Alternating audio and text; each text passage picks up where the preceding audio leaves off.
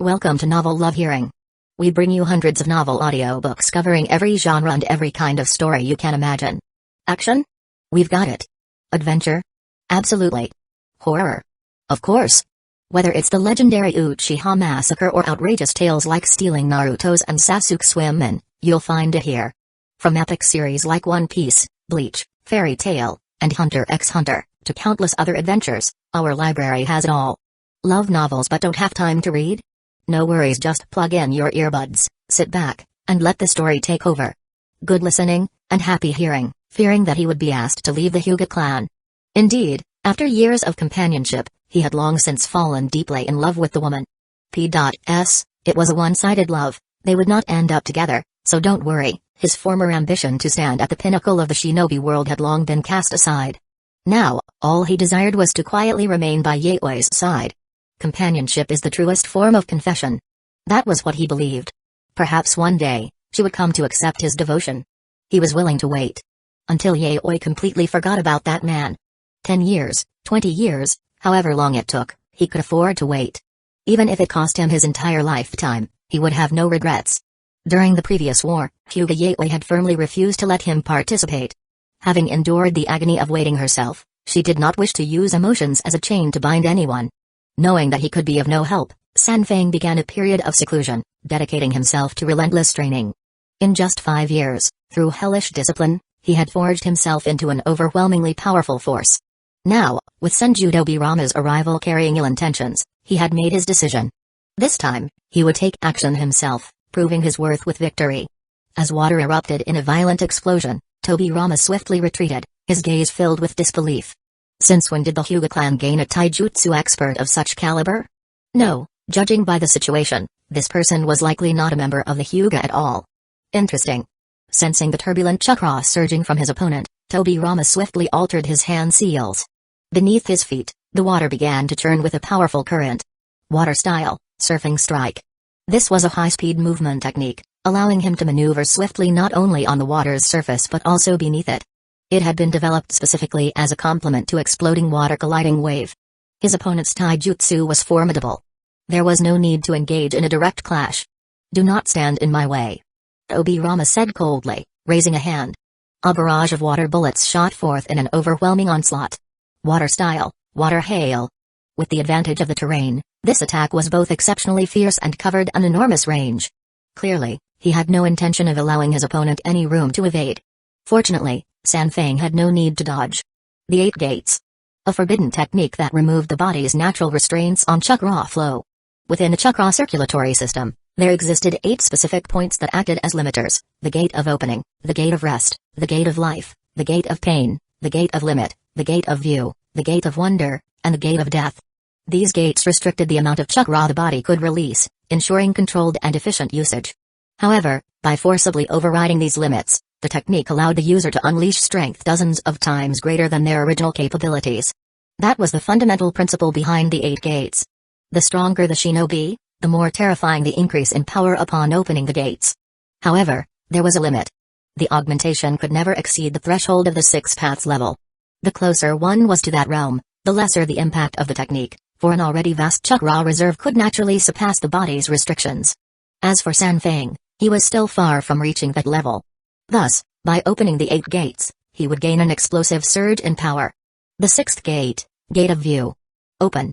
Green energy erupted around him in torrents, radiating with an intense, untamed force. Before Tobirama's astonished eyes, the man launched forward with a powerful kick, soaring like a phoenix cloaked in flames.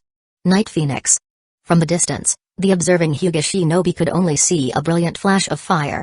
In the next instant, the positions of the 2 combatants had been reversed. Tobirama had evaded, vanishing with the Flying Thunder God technique. Another key trait of exploding water colliding wave was its ability to conceal the coordinates of the marked kunai he had thrown. This guy. Tobirama couldn't comprehend why his opponent had suddenly unleashed such terrifying strength. Yet, before he could react, Sanfeng's furious fist came crashing down once more. Anyone who dares to harm Yaoi must die. Fists roared through the air. Tobirama, unwilling to take a direct hit, continuously teleported using the Flying Thunder God technique. Yet no matter how many times he shifted, the enemy pursued him relentlessly, attacking the instant he reappeared. The rapid movements left behind countless afterimages, painting an intricate spectacle across the battlefield. Ultimate Reverse Lotus. A contest of speed against speed. So relentless that Tobirama had no time to think. He could only keep dodging. 1 second. 2 seconds. 3 seconds. In mere moments, the two of them had exchanged positions dozens of times. Gradually, Tobirama felt his mind grow hazy, his reaction slowing. As a result, the steps of locking onto coordinates and executing teleportation naturally lagged as well. And in a battle where victory was decided in mere milliseconds, even a 0.01 second delay could seal one's fate. Boom. A fist imbued with immense force struck him square inches the chest. Blood sprayed from his mouth as he was sent crashing into the massive sphere of water below. Damn it. Yaoi froze momentarily, even she was utterly shocked. For so many years, she had never understood why Kyosuke had sent this man to protect her. But now, she finally did. Such a powerful warrior. Yet he chose not to keep him by his side? He truly still cares about me. In the brief moment she was lost in thought, Sanfeng had already plunged into the water sphere, clearly intent on finishing off his opponent. Seeing this, Tobirama, whose mouth was still spilling fresh blood, finally let his killing intent fully manifest. You scum. Do you really think I can't deal with you? With a single hand seal, countless explosive tags suddenly emerged from the surrounding waters. This was the third application of explosive water colliding wave, designed to serve as the vessel for mutual multiplying explosive tags. By controlling the flow of water, Tobirama could execute an infinite chain of explosive summoning without ever needing to get close to his enemies. Go to hell. Perhaps sensing the looming threat of death, Sanfeng's expression darkened, and the surging chakra within his body flared even more violently. The seventh gate. Stop. At the critical moment, Hyuga Yaoi, her entire body radiating the chakra of the Tenseigan, stormed into the battlefield. With a single, terrifyingly powerful almighty push, she forcefully interrupted the deadly clash between the two sides. She would not have minded killing Tobirama right then and there. However, doing so would completely derail Kyosuke's plans. Moreover, if she acted recklessly, the Hyuga clan would inevitably bear the wrath of Hidden Leaf Village. Just as many had suspected, in the current Land of Fire, no faction dared to provoke the Hidden Leaf Village. Not her, nor the Hyuga clan. Tobirama, now hovering slightly above the water, remained expressionless. However, in truth, he had long since prepared to flee at a moment's notice. If she truly intended to kill him, he knew he could not stand alone against these two formidable foes. Senju Tobirama, I accept your request for me to join Hidden Leaf Village. Yaoi gestured for her subordinate to stand down. At her signal, Sanfeng immediately released his 8 gates state, displaying remarkable obedience. I must thank you, clan leader Yaoi, for your great wisdom and understanding. Tobirama took a deep breath, forcibly suppressing the fury that had surged within him. Now he understood. She had intended to join all along. The reason she had fought him was simply an excuse to beat him up a little. Why? Why am I always the one who ends up injured? Wiping the blood from the corner of his mouth, Tobirama couldn't help but feel a deep sense of frustration. Chapter 206, the fourth superpower of the Hidden Leaf Village, the Land of Fire, the daimyo's residence. Leaning back in comfort, Kyosuke enjoyed the music playing in the background as he savored the grapes peeled and carefully prepared by the attendants. His life here was nothing short of luxurious. To properly host him, the daimyo had gone to great lengths. Surrounding Kyosuke were beautiful women, each one a rare beauty. The woman performing the lead dance in the hall had only recently been taken into the daimyo's household as a concubine. There was no helping it. War was raging in the mundane world as well. The Land of Fire was facing enemies on multiple fronts, struggling to hold its ground. Though the nation would not fall, if they lost on the main battlefield, they would be placed in a severely disadvantageous position. And when that happened, the wolves lurking in the shadows would surely seize the opportunity to pounce. At such a crucial moment, the establishment of the Hidden Leaf Village was akin to a much-needed shot of strength for the daimyo. Especially in recent times, with a large number of ninja clans joining, the sheer momentum of the village had shaken the entire ninja world.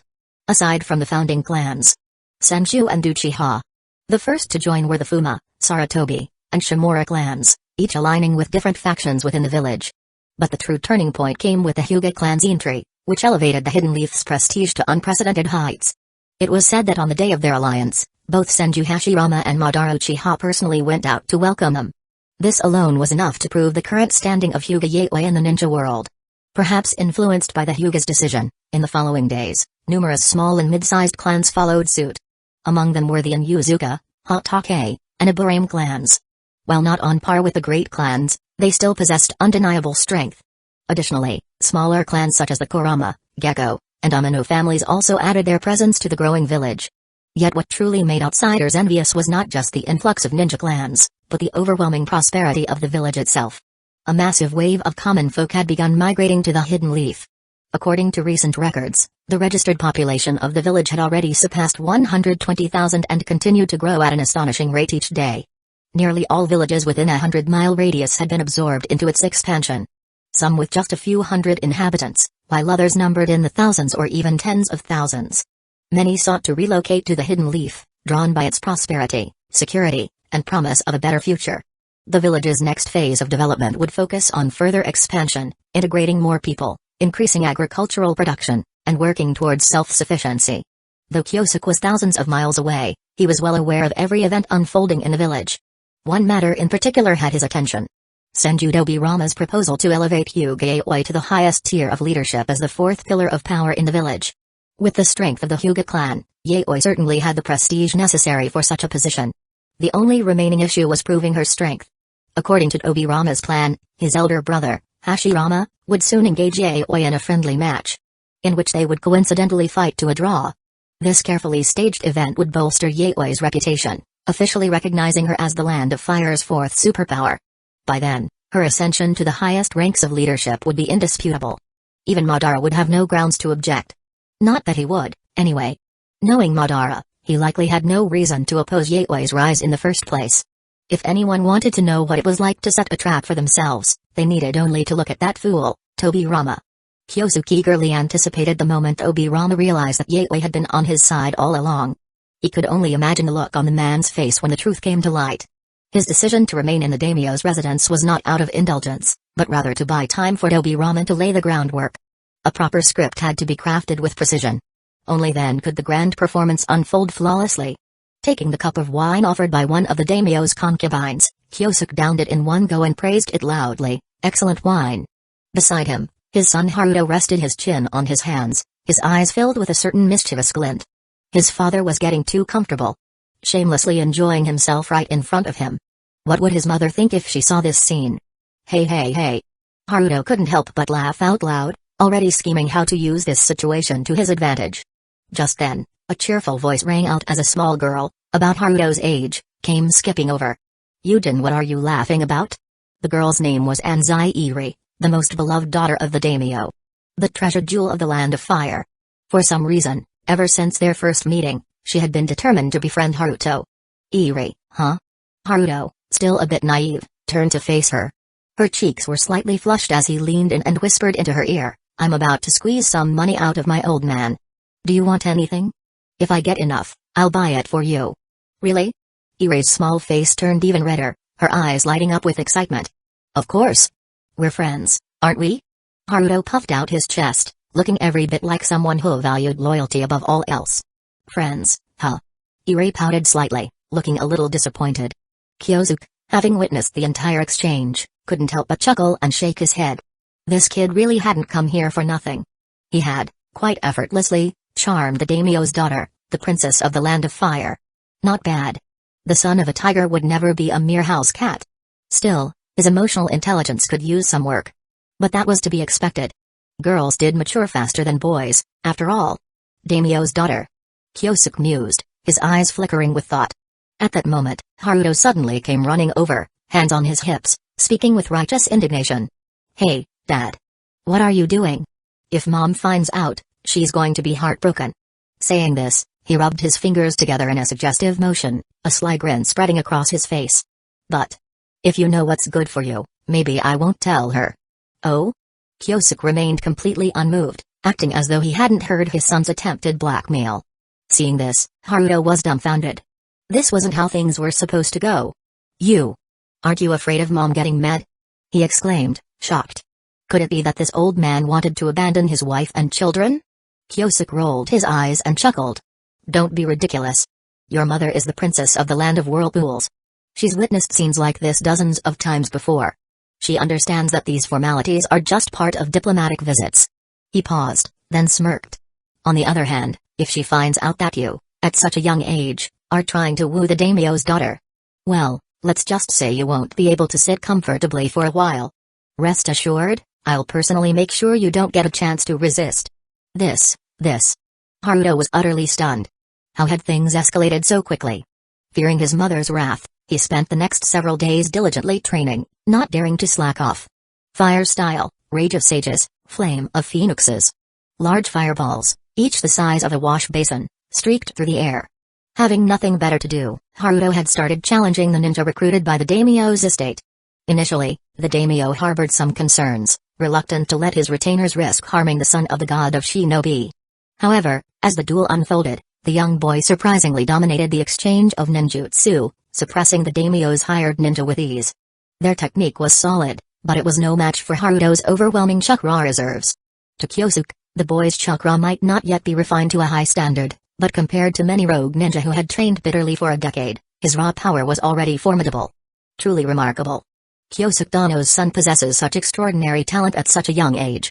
Watching his daughter hopping excitedly on the sidelines, cheering for Haruto with boundless enthusiasm, the daimyo's eyes glimmered with a sudden thought. Kyosuke Dano, he began smoothly. My daughter Iri and your son are of similar age. Why not let them study together?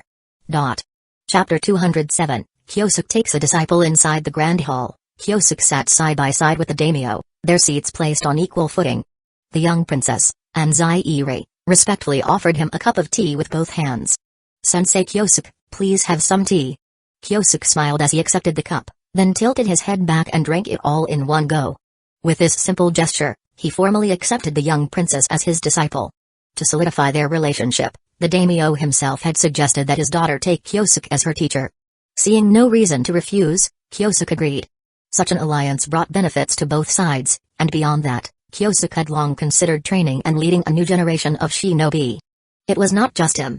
Obirama, Hashirama, and even Madara were all going to serve as instructors for the next generation of genin.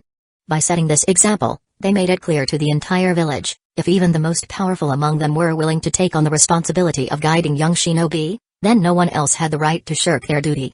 Anyone who dared refuse would be seen as disrespecting all three of them.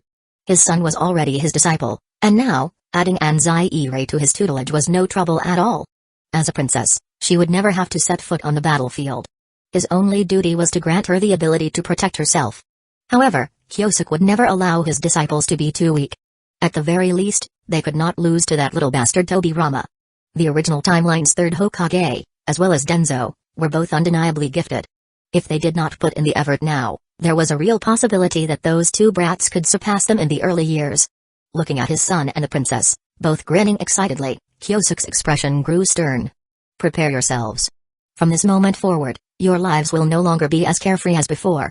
If you have chosen to be my disciples, then you must be ready to meet my expectations. My students will never be allowed to fall behind others. Yes, sensei. The two children responded in unison, then exchanged another bright, eager smile. Kyosuke smacked his lips. For some reason, he couldn't shake the feeling that he was an unnecessary third wheel in their little world. Meanwhile, the daimyo sat to the side, his face full of satisfaction, clearly pleased with the scene unfolding before him. That night, two of the most influential figures in the Land of Fire sat down for an extended discussion.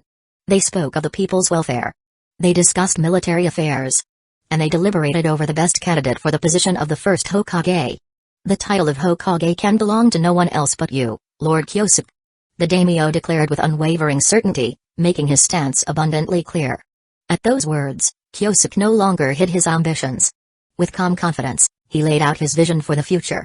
In the coming days, the village of Hidden Leaf Village would rely more and more on the daimyo's financial support. And as that dependence deepened, the daimyo's political influence would inevitably grow as well, even reaching the point where he could influence the selection of the Hokage. When that time came, Kyosuke would need the daimyo's full support. It's a deal. The daimyo agreed without hesitation. He understood his position well. Before the man known as the god of shinobi, he had no room for bargaining. Kyosuke was a man of terrifying means, someone known for his ruthless and cunning ways. On the surface, they appeared to be enjoying a pleasant evening, almost as if they were family. But if the daimyo were foolish enough to shift his support to the senju, he had no doubt that he would soon meet with an unexpected accident. And when that happened, his daughter would inherit his title. And she, in turn, would remain utterly loyal to her teacher, Kyosuke. The daimyo was not yet ready to die. Supporting Kyosuke in his bid for Hokage was the only logical choice. There were some things best left unspoken, but both men understood them clearly. Satisfied with the outcome of their discussion, Kyosuke returned to his quarters with a smile. Only to find a messenger already waiting with new intelligence. In Hidden Leaf Village, an event had been planned to ignite enthusiasm among the village's shinobi. The Senju clan leader had proposed a friendly spar against the Hyuga clan leader. News of the match spread like wildfire, setting the entire village abuzz with excitement. Nearly everyone wanted to witness it firsthand, and Obirama himself oversaw the construction of a massive arena. The very same one that would later become the venue for the Chunin exams. When the day arrived, the spectators gathered in overwhelming numbers. Under the watchful eyes of countless onlookers, Hashirama and Yaoi engaged in a performance battle. In the end, Yaoi lost by only half a step, but from an outside perspective, she showed no signs of weakness. No one had expected that Hyuga Yaoi's strength had already risen to a level comparable to the famed wood style. A few sharp-eyed observers understood that Hashirama had deliberately held back, sacrificing a bit of his own reputation to elevate the standing of the Hyuga clan leader. Of course, Yaoi's strength was undeniable. Once she activated the Tenseigen Chakra mode, she instantly reached a level of power comparable to that of a Super Kage tier shinobi. Many began speculating that her current strength might even surpass that of the legendary Hyuga Tenjin. Only she knew whether that speculation held any truth. With the exhibition match proving successful, a second high-level meeting was convened that very afternoon. At that gathering, Hyuga Yaoi was officially granted the title of Hidden Leaf Village Elder, making her the fourth elder alongside Kyosuke, Madara, and Hashirama. Her authority and prestige skyrocketed overnight, elevating her to a level where even clan leaders had to look up to her. Given her immense strength and the power of the Hyuga clan, her appointment was not surprising. What puzzled many, however, was that despite her clear alliance with the Senju, the Uchiha had made no moves to counter it. Madara was not one to tolerate others stepping on his head. It was unthinkable that he would simply let this happen without resistance. Clearly, some form of exchange had taken place behind the scenes. And indeed, for Yaoi to ascend to her new position, the Senju had been forced to pay a significant price. They had made several concessions, even going so far as to promise never to interfere in matters related to the Ninja Academy. With this agreement, the academy would effectively become the Uchiha clan's domain. Most graduates from future generations would inevitably develop a natural affinity for the Uchiha. The Senju knew the dangers of this arrangement. But to secure a loyal ally in the highest ranks, they had no choice but to accept the risks. When the time was right, they would find a way to extend their influence over the academy. Promises? Only children put their faith in such things. Adults dealt in power and advantage. Things are becoming more and more interesting. Kyosuke murmured as he tossed the letter into the flames, watching it turn to ash. Pass down the order. We depart for the village tomorrow. Yes, sir. The next morning, the Uchiha left behind their newly established 12 guardian ninja in the capital, then set off in full force. Naturally, as Kyosuke's disciple, the lively and adorable Anzai accompanied them. The daimyo had initially considered sending a group of maidservant to attend to his daughter's needs.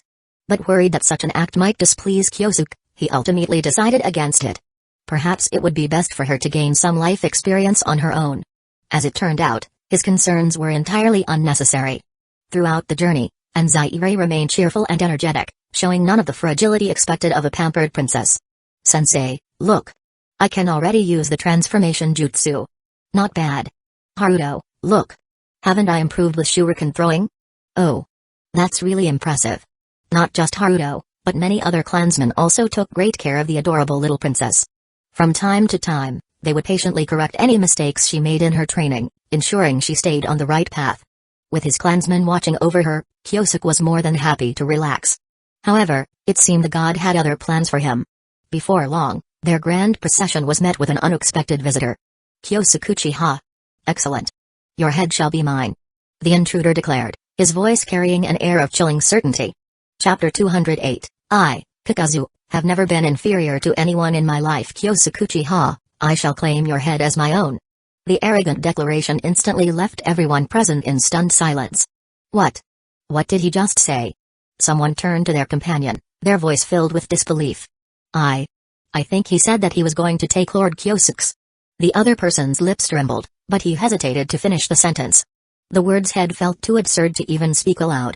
It was simply too outrageous. This was the god of ninja they were talking about. The man who single-handedly crushed the Senju clan. And now, someone had the audacity to point a finger at him and proclaim that they would take his head? Was there no limit to arrogance? Madman. Leave your life behind.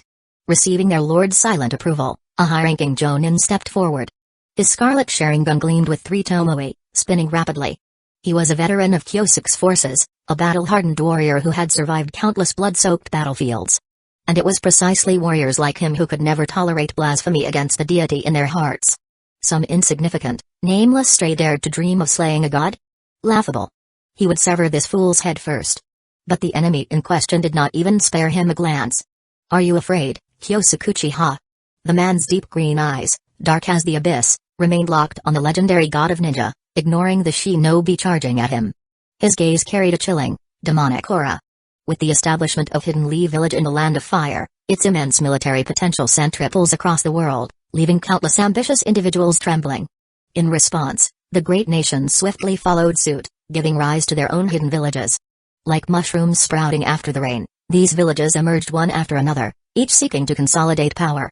Among them was the village from which this man hailed. Hidden Waterfall Village, the village hidden in the waterfall. Not long after its founding, he had received a mission. A suicide mission, to be precise. He was ordered to assassinate the leader of the Senju clan. Alone. In reality, Hidden Waterfall Village had already descended into internal power struggles. His so-called mission was nothing more than a thinly veiled death sentence. But he was no fool. He barely exchanged a few symbolic blows with Senju Hashirama, hurling a handful of shuriken before making a swift retreat. He thought he would be reprimanded at worst. Instead, the moment he set foot back in Hidden Waterfall Village, he was seized and thrown into prison. The charge? Treason against the village. The punishment? Public execution.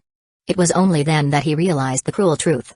Consumed by fury, he staged a daring escape, seizing Hidden Waterfall Village's most prized secret treasure in the process. And with that treasure, he slaughtered every last one of Hidden Waterfall Village's high-ranking officials, tearing out their hearts. That treasure was an exceedingly rare and terrifying ability. A forbidden technique known as Earth Grudge Fear, Jianu. Yes. This man was none other than Hidden Waterfall Village's rogue ninja, the infamous North Star of the Akatsuki. Kakazu? With Earth Grudge Fear, he could manipulate black tendrils extending from his body, allowing him to rip out the hearts of others and integrate them into himself. By continuously replacing his own heart, he had effectively gained the ability to prolong his life indefinitely. He was feared as a man who could live as long as the sky and the land themselves. The moment Kyosuke saw those black threads, that dark green gaze, and the masked face, he immediately recognized who he was dealing with. He simply hadn't expected that Kakazu would target him. As the battle between Kakazu and the Jonin erupted, Kyosuke observed briefly, gauging the disparity in their strengths. Satisfied, he relaxed slightly and then, out of curiosity, asked, "I'm allowed to ask, right? Why exactly do you want my head?" Kakazu's sharp green eyes flickered slightly. Damn it. This bastard was strong. Far too strong. Even against a mere subordinate, he had to be extremely cautious. Yet despite the pressure he felt, Kakazu maintained his outward composure, his voice steady and cold. "I seek to reclaim my name," he declared. "I, Kakazu, have never been inferior to anyone in my life. That one time, I was forced to accept a half-defeat to Senju Hashirama." His expression darkened, his voice thick with resentment. "But I cannot find him. So instead, I shall use you as my stepping stone. If I defeat you, my name will resound through the generations. No one will ever again dare claim that I am weaker than Senju Hashirama." As he spoke, a fierce, chilling flash of steel suddenly appeared before him. Before he could react, his left arm was severed, sliced cleanly from his body. Seeing this, the veteran soldier let out a disdainful chuckle. So this was all he had? And he had dared to proclaim he would challenge their lord? Ridiculous. Just as he was about to swing his blade down for the finishing blow, something completely unexpected happened. The severed arm, an inert, lifeless thing just moments ago, suddenly sprang to life. Like a serpent striking from the shadows, it lunged from behind, fingers locking tightly around the veteran's throat in a vice grip. Gah! A strangled shriek of horror rang out. From the sidelines, a young girl let out a panicked cry. It was the princess. Her small hands clutched nervously at the hem of her garment. "Sensei! Save him!" She was terrified, her wide eyes brimming with tears. That uncle had once guided her in training. She had always been grateful for his teachings. Seeing him in mortal danger, struggling for breath, filled her with dread. She couldn't bear to watch him suffer. But Kyosuke remained utterly unmoved. Not the slightest sign of intervention crossed his face. Seeing this, the princess grew even more anxious.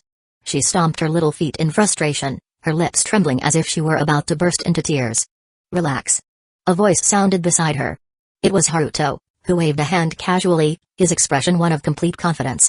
"That uncle is really strong. That monster doesn't stand a chance. Really? Hearing her friend's reassurance, Eri finally let out a long breath, her panic subsiding somewhat. Noticing that everyone's attention was focused on the battle, her bright eyes flickered with thought. Then, as if nothing had happened, she put on an innocent, frightened look again and quickly squeezed her way beside Naruto, clutching onto his sleeve. Meanwhile, on the battlefield, Kakazu instinctively assumed the stance of a victor. But to his surprise, his opponent still wore that same familiar, mocking grin. Is that all? Before he could even respond, a violent surge of electricity exploded from the veteran shinobi's body. The crackling current didn't just obliterate his severed arm. It condensed into a razor-sharp blade of lightning, piercing straight through his heart in a single, merciless strike. Chidori Current and Chidori Sharp Spear. By now, nearly all the seasoned warriors in Kyosuke's legion had mastered these two devastating lightning techniques.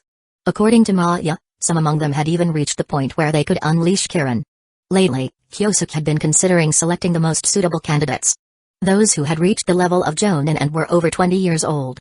To undergo the initial implantation of sage body cells. The enhancement of chakra and physical endurance was only the most basic benefit.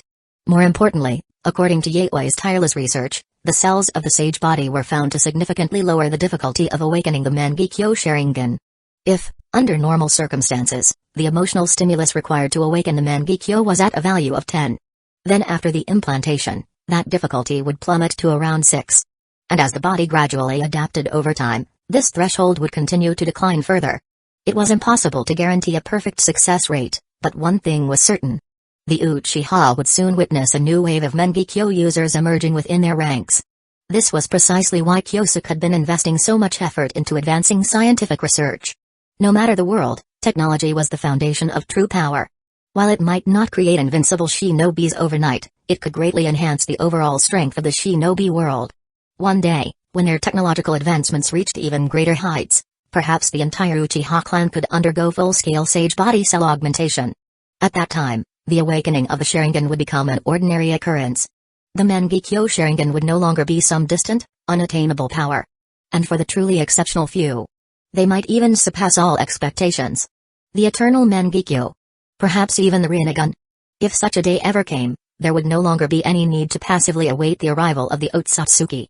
The shinobi world would have the power to launch a counterattack. To lead an army straight to the enemy's doorstep and erase their very existence. Boom. As these thoughts raced through his mind, the battle on the field suddenly shifted once more. The veteran shinobi, having driven his lightning blade straight through his enemy's heart, momentarily let his guard down. It was just a fleeting moment of carelessness. But for someone like Kakazu, that was all the opportunity he needed. With a swift, brutal motion, he delivered a thunderous kick, sending the warrior flying backward. Lightning style, false darkness. The lightning mask of the Earth Grudge Fear technique appeared, its mouth opening wide. A deadly, sharpened spear of lightning shot forth, cutting through the air at terrifying speed, aiming straight for the airborne ninja. There was no room for evasion. No time to react. At that moment, a sigh echoed across the battlefield. Then, in the blink of an eye, Kyosuke appeared. Effortlessly, he placed himself directly in the path of the incoming lightning spear.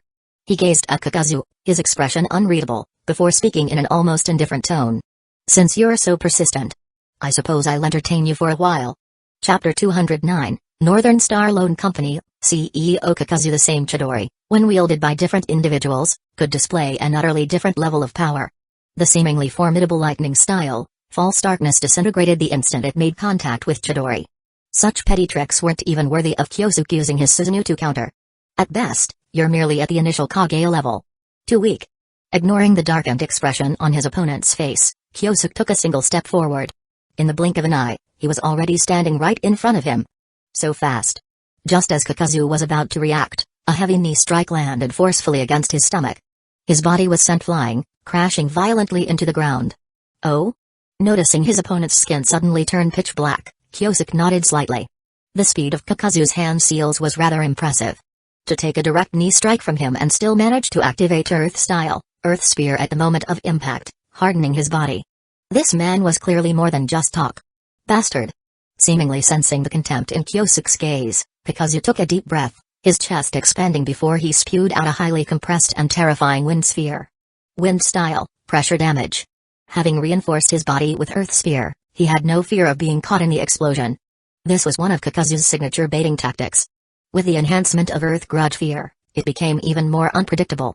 However, he seemed to have forgotten that his opponent was a master of time-space ninjutsu. Kyosuke was just about to sidestep when, out of the corner of his eye, he caught sight of two young figures standing at a distance. Sigh. Too close. He let out a soft, helpless sigh. As the compressed wind sphere was about to explode, he calmly raised his right hand. In the center of his palm, a black diamond-shaped mark flickered faintly. Then, before everyone's eyes, the rampaging compressed wind style simply vanished into thin air within Kyosuke's palm. You absorbed it? Pikazu was dumbfounded. If the man had blocked or dodged the attack, he could have accepted it. After all, this was the god of shinobi. There was no way one mere wind style would be enough to take him down. But absorbing ninjutsu? In all his years, Pikazu had never seen such a thing before. No, wait. There were rumors of a certain Kekkei Genkai that could absorb ninjutsu. But a new Uchiha performing such a feat? That was unheard of. Shall we continue? Kyosuke asked casually, though his fist had already struck Kakazu's chest before he could even answer. His physical strength could rival that of Hashirama Senju. In terms of raw power, he even surpassed the future Tsunade at her peak. A mere earth sphere was nothing against his devastating punch. Boom. The ground shattered like a spiderweb. The unfortunate Kakazu was embedded deep into the earth, his so-called hardened defense proving utterly useless. No. At the very least, it ensured he still had an intact body. Second heart. With a single kick, Kyosuke sent Kakazu flying from the crater. While still airborne, Kakazu had no choice but to activate his third heart. Bastard! Bastard! Bastard! The man was visibly furious. He couldn't comprehend how, despite possessing the immensely powerful Earth Grudge Fear, he was still so utterly outclassed. Had he not trained hard enough? That couldn't be. He and Kyosuke were clearly of similar age. Was Earth Grudge Fear inferior to the Uchiha's Sharingan? But his opponent hadn't even activated the Sharingan. The sheer absurdity of the situation momentarily clouded his thoughts. And because of that moment of distraction, he failed to evade Kyosuke's Chidori sharp spear. His third heart was obliterated in an instant. This is getting boring. Not wanting to waste any more time, Kyosuke's chakra erupted beneath his feet. In a flash, he caught up to the still airborne Kakazu, formed a single hand seal, and unleashed a fire-style, great fireball, instantly incinerating the fourth heart. Now, Kakazu was left with only one life remaining. Wait. I surrender. No more fighting. Kakazu was a practical man. He knew when to back down. His abilities were largely centered around ninjutsu, yet his opponent could absorb chakra. No matter how hard he tried, there was only one possible outcome. Defeat. Since that was the case, he might as well surrender. Perhaps he could negotiate for leniency. He had no choice. Survival came first. Surrender, huh? Kyosuke halted his attack, looking at Kakazu with an amused expression. Give me one good reason not to kill you. I can make money. A lot of money. For you. Kakazu played his trump card. Interesting. When it came to the choice between wealth and mere battle points, Kyosuke hesitated only briefly before choosing the former. First, Hidden Leaf Village was currently in dire need of financial resources. Second, killing Kakazu now wouldn't grant him that many battle points. It would be far more beneficial to let him live another 10 or 20 years, allowing his strength to peak at the Kage level. At that point, defeating him would earn far more rewards. I won't kill you. Kyosuke finally declared. Just as relief began to spread across Kakazu's wrinkled face, Kyosuke continued. But on one condition. You will serve the Uchiha clan for 60 years. Don't refuse. I know what's inside you. Time doesn't hold the same weight for someone like you. It's either that. Or death. You have 5 seconds to decide. 1, 2, 3, 4, 5. In a mere breath's time, Kyosuke had finished counting. He raised his right hand, crackling with lightning. Don't attack. I accept. Under the looming threat of death, Kakazu had no choice but to lower his head. Don't feel forced. I didn't coerce you. Not at all. It is my greatest honor to serve you, my lord. I like that answer. Kyosuke waved his hand, signaling for the convoy to continue forward. Then, he motioned for Kakazu to follow him, and the two of them disappeared into a small grove of trees. During their time inside, Kakazu's astonished exclamations could be heard from time to time. There's so much. I've never tried something like this before. No problem, my lord. If you wish, I can. Would this method work? After a long while, Kakazu finally emerged, breathing heavily. Judging from the excited flush on his face, he was clearly pleased with his newfound gains. Now that Kakazu was going to make money for him, Kyosuke naturally wouldn't let such a financial genius slip through his fingers. Up until now, his influence had been mostly concentrated within the Land of Fire, with little expansion into the other nations.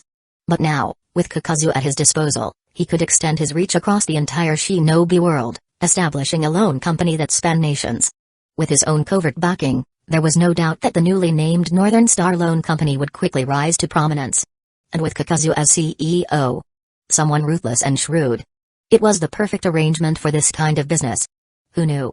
Perhaps, in time, they could even become the wealthiest force in the ninja world. This fight wasn't in vain. I gained a top-tier laborer for free. I just wonder if this guy will go around bragging in the future, claiming that he fought the god of shinobi for dozens of rounds without a clear winner.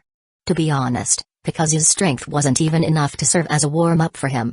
Having gone so long without a worthy opponent, Kyosuke found himself craving a battle where both sides were evenly matched. But that didn't matter. There were still people in Hidden Leaf Village waiting for his return.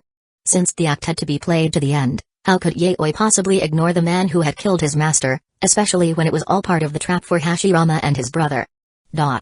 Chapter 210, I am the smartest person in the ninja world. A few days later, at the main gates of Hidden Leaf Village.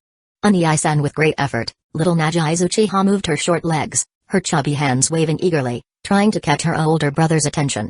My, what an adorable child.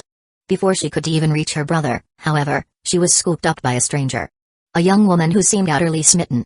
Looking at the soft, sweet little Nagai Uchiha, Princess Irai's eyes practically turned into heart shapes. Degrees? Clearly, little Nagai Uchiha was not pleased. She had been trying to get her brother's attention, only to end up in the arms of a complete stranger instead. She blinked at the unfamiliar woman, then turned her gaze toward her slowly approaching father. The next moment, she opened her mouth and let out a wailing cry at full volume. Wah! Wah! Wah! Her piercing cries echoed through the air, causing Anzai Irai to freeze in panic. This was unexpected. She had always been popular with children. People often praised her beauty, and she had never had trouble charming little ones before. So why was her usual charm completely failing today? Just as she was puzzling over this, Haruto arrived. And as if by magic, the moment the little one was back in her brother's arms, she immediately stopped crying. I see. Anzai Irai muttered, realization dawning upon her. She glanced at the now smug-looking little girl. Their gazes met, and for a brief moment, it was as if invisible sparks crackled between them. Papa, despite her earlier distress, little Nagiza did not forget to greet her father, Kyosuke Uchiha, who had finally caught up to them. However, it was evident that what she truly cared about was the gift he had brought for her. Seeing the expectant chubby hand reaching toward him, Kyosuke chuckled lightly, then took out a beautifully crafted gift box and placed it in her tiny palm. Why do I feel like I've become nothing more than a tool? The god of ninja pondered this thought, and he was not wrong. Mido was not here to welcome him back. She was likely at home, preparing their meal. Not wanting to waste any more time, Kyosuke lifted both of his children into his arms and, with his free hand, took hold of Princess Iris. Come, let's go home. And with a swift motion, the four figures vanished from Hidden Leaf Village's gates. Hidden Leaf Village, Senju clan compound. He is back. Senju Dobirama placed a teacup in front of the woman seated across from him. There were very few people in the entire village of Hidden Leaf Village whom he would personally serve tea. Even fewer among them were women. But in his eyes, the woman before him was deserving of such courtesy. Her status, her demonstrated strength. Both were more than enough to earn his utmost respect. It's good that he has returned. Hyuga Yaoi nodded slightly, but in the depths of her gaze flickered a hatred so deep that it was almost seared into her very being. The murder of my master is an unforgivable crime. Tomorrow, I will personally seek him out and demand justice. If that is your intent, I will arrange the challenge. A subtle smile played on Dobirama's lips. Deep down, he took great satisfaction in his meticulous planning.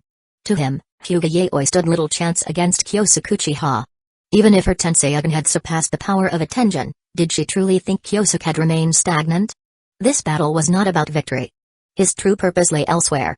He wanted to completely sever any potential ties between the Hyuga and Uchiha clans. If the Hyuga clan leader suffered a crushing defeat before the eyes of all, then any Hyuga with even a shred of pride would seek to challenge the Uchiha. An alliance? Impossible. That was Tobirama's real objective. Whatever Hyuga Yaoi thought, it was of no concern to him. Once the possibility of an alliance with Uchiha was erased, she would have no choice but to turn to the Senju clan. Otherwise, how could the Hyuga, caught between the two great clans, hope to survive? If she were foolish enough to try, their only future would be annihilation. Hyuga Yaoi was a clever woman. Tobirama was certain that, when the time came, she would make the only rational choice. This is what one calls an open conspiracy. One without a solution. Senju Tobirama took a deep breath, feeling an immense satisfaction from the brilliance of his own strategy. So what if Kyosuke-Uchiha was powerful? In the end, he would still have to drink from the cup Tobirama offered. I, Senju Tobirama, am the greatest strategist in the ninja world. After finalizing the arrangements for the public challenge, Hyuga Yaoi took her leave. Once she was gone, a shadow appeared in the room. You've come. I shouldn't have come. And yet, you're here. It was you who called for me. No. It was your heart that led you to me. Placing his teacup down, Tobirama turned to face the man whose very presence exuded an ominous and oppressive aura. Sanfeng. In tomorrow's battle, the Hyuga clan leader has only a 30% chance of victory. If she loses, the reputation she has built up over the years will be utterly shattered. At these words, Sanfeng's lips twitched slightly, as if he were about to express some emotion. But his reaction was fleeting, and Tobirama failed to notice anything amiss. Is that all you have to say? Sanfeng asked. Help me crush the Uchiha. Tobirama's voice was steady and solemn as he made a promise. In return, the Senju clan will do everything in its power to raise your status, ensuring that you become someone truly worthy of Hyuga Yaoi. I only wish to watch over her. Nothing more. Ha. The most foolish thing in the world is lying to oneself. Twirling the teacup in his fingers, Tobirama spoke with quiet amusement. Hyuga Yaoi is beautiful, powerful, and commands great respect. Countless men must covet her. Speaking of which, Madara Uchiha is not young anymore, is he? I wonder what kind of woman would be worthy of him. At those words, Sanfeng's expression finally shifted. Of course, no one knew better than he did. Hyuga Yaoi was already on Kyosuke-Uchiha's side. Seeing Tobirama act as though he had everything under control, Sanfeng almost couldn't stop himself from laughing. He was eager to see the look on Tobirama's face when he finally learned the truth. Still, there was some truth in the Senju's words. With his current status, he was unworthy of Hyuga Yaoi. If he wished to achieve his greatest desire, perhaps borrowing the power of the Senju clan was not a bad idea. Besides, when the time came for Yaoi to reveal her true allegiance, he could simply discard the Senju. By then, he would have his status, his power, and his influence. And with his relationship with Yaoi, he would have nothing to fear from Senju's retaliation. Yes, that was the best path forward. Sanfeng's eyes sharpened, and his presence grew even more menacing. It's decided, then. His voice was firm. What do you need me to do? No rush. Seeing his plan falling into place, Tobirama remained calm. The key to tomorrow's battle lies in leveraging its momentum. Momentum. That's right. We will use the duel's attention to elevate your status, officially placing you among Hidden Leaf Village's 5 greatest warriors. Hidden Leaf Village's 5th greatest warrior. Sanfeng took a deep breath. His eyes burned with newfound determination. If he succeeded, would he finally stand by her side? As for facing Kyosuke, he had no reservations. His obligations to the Uchiha were long since fulfilled. His allegiance was his own choice. The only question left is... Tobirama's gaze was sharp as he spoke. Are you capable of bearing such a reputation? I will win. Sanfeng lifted his head to the night sky, as if he could see the face of the woman he loved. No matter the cost. Chapter 211, Yaoi's challenge. The next day, a torrent of news spread wildly, echoing through every corner of the Hidden Leaf Village. In an effort to prove her own strength, the head of the Hyuga clan resolved to challenge Kyosuke-Uchiha. Of course, this was only the official statement. Alongside it, another piece of rumor began circulating in secret. It was rumored that the mysterious death of the Hyuga Tenjin had, in fact, been caused by none other than Kyosuke-Uchiha himself. On the surface, the new head of the Hyuga seemed to be fighting for recognition, but in truth, she sought revenge for her fallen kin. These tidings, however, had nothing to do with Yaoi. They had been deliberately arranged by Tobirama to generate a spectacle, employing a network of emissaries to spread the information. The objective was simple, to force a confrontation between the Uchiha and Hyuga clans, thereby eradicating any possibility of their future cooperation. After all, with the mediation of the Senju at hand, a life-and-death battle between the two factions was never truly in prospect. As for that man who possessed strange, explosive jutsu, to be honest, Tobirama didn't hold particularly high expectations for him. This was merely a convenient move. An incidental maneuver at best. Even if he could not defeat that contemptible fellow, merely vexing him would serve a purpose. In short, the aim was clear: one must never allow the Uchiha clan to live too comfortably. Deep-seated hatred, nurtured by the father, the uncle, and their brethren, was not something that could ever be dissolved by a simple gesture of reconciliation.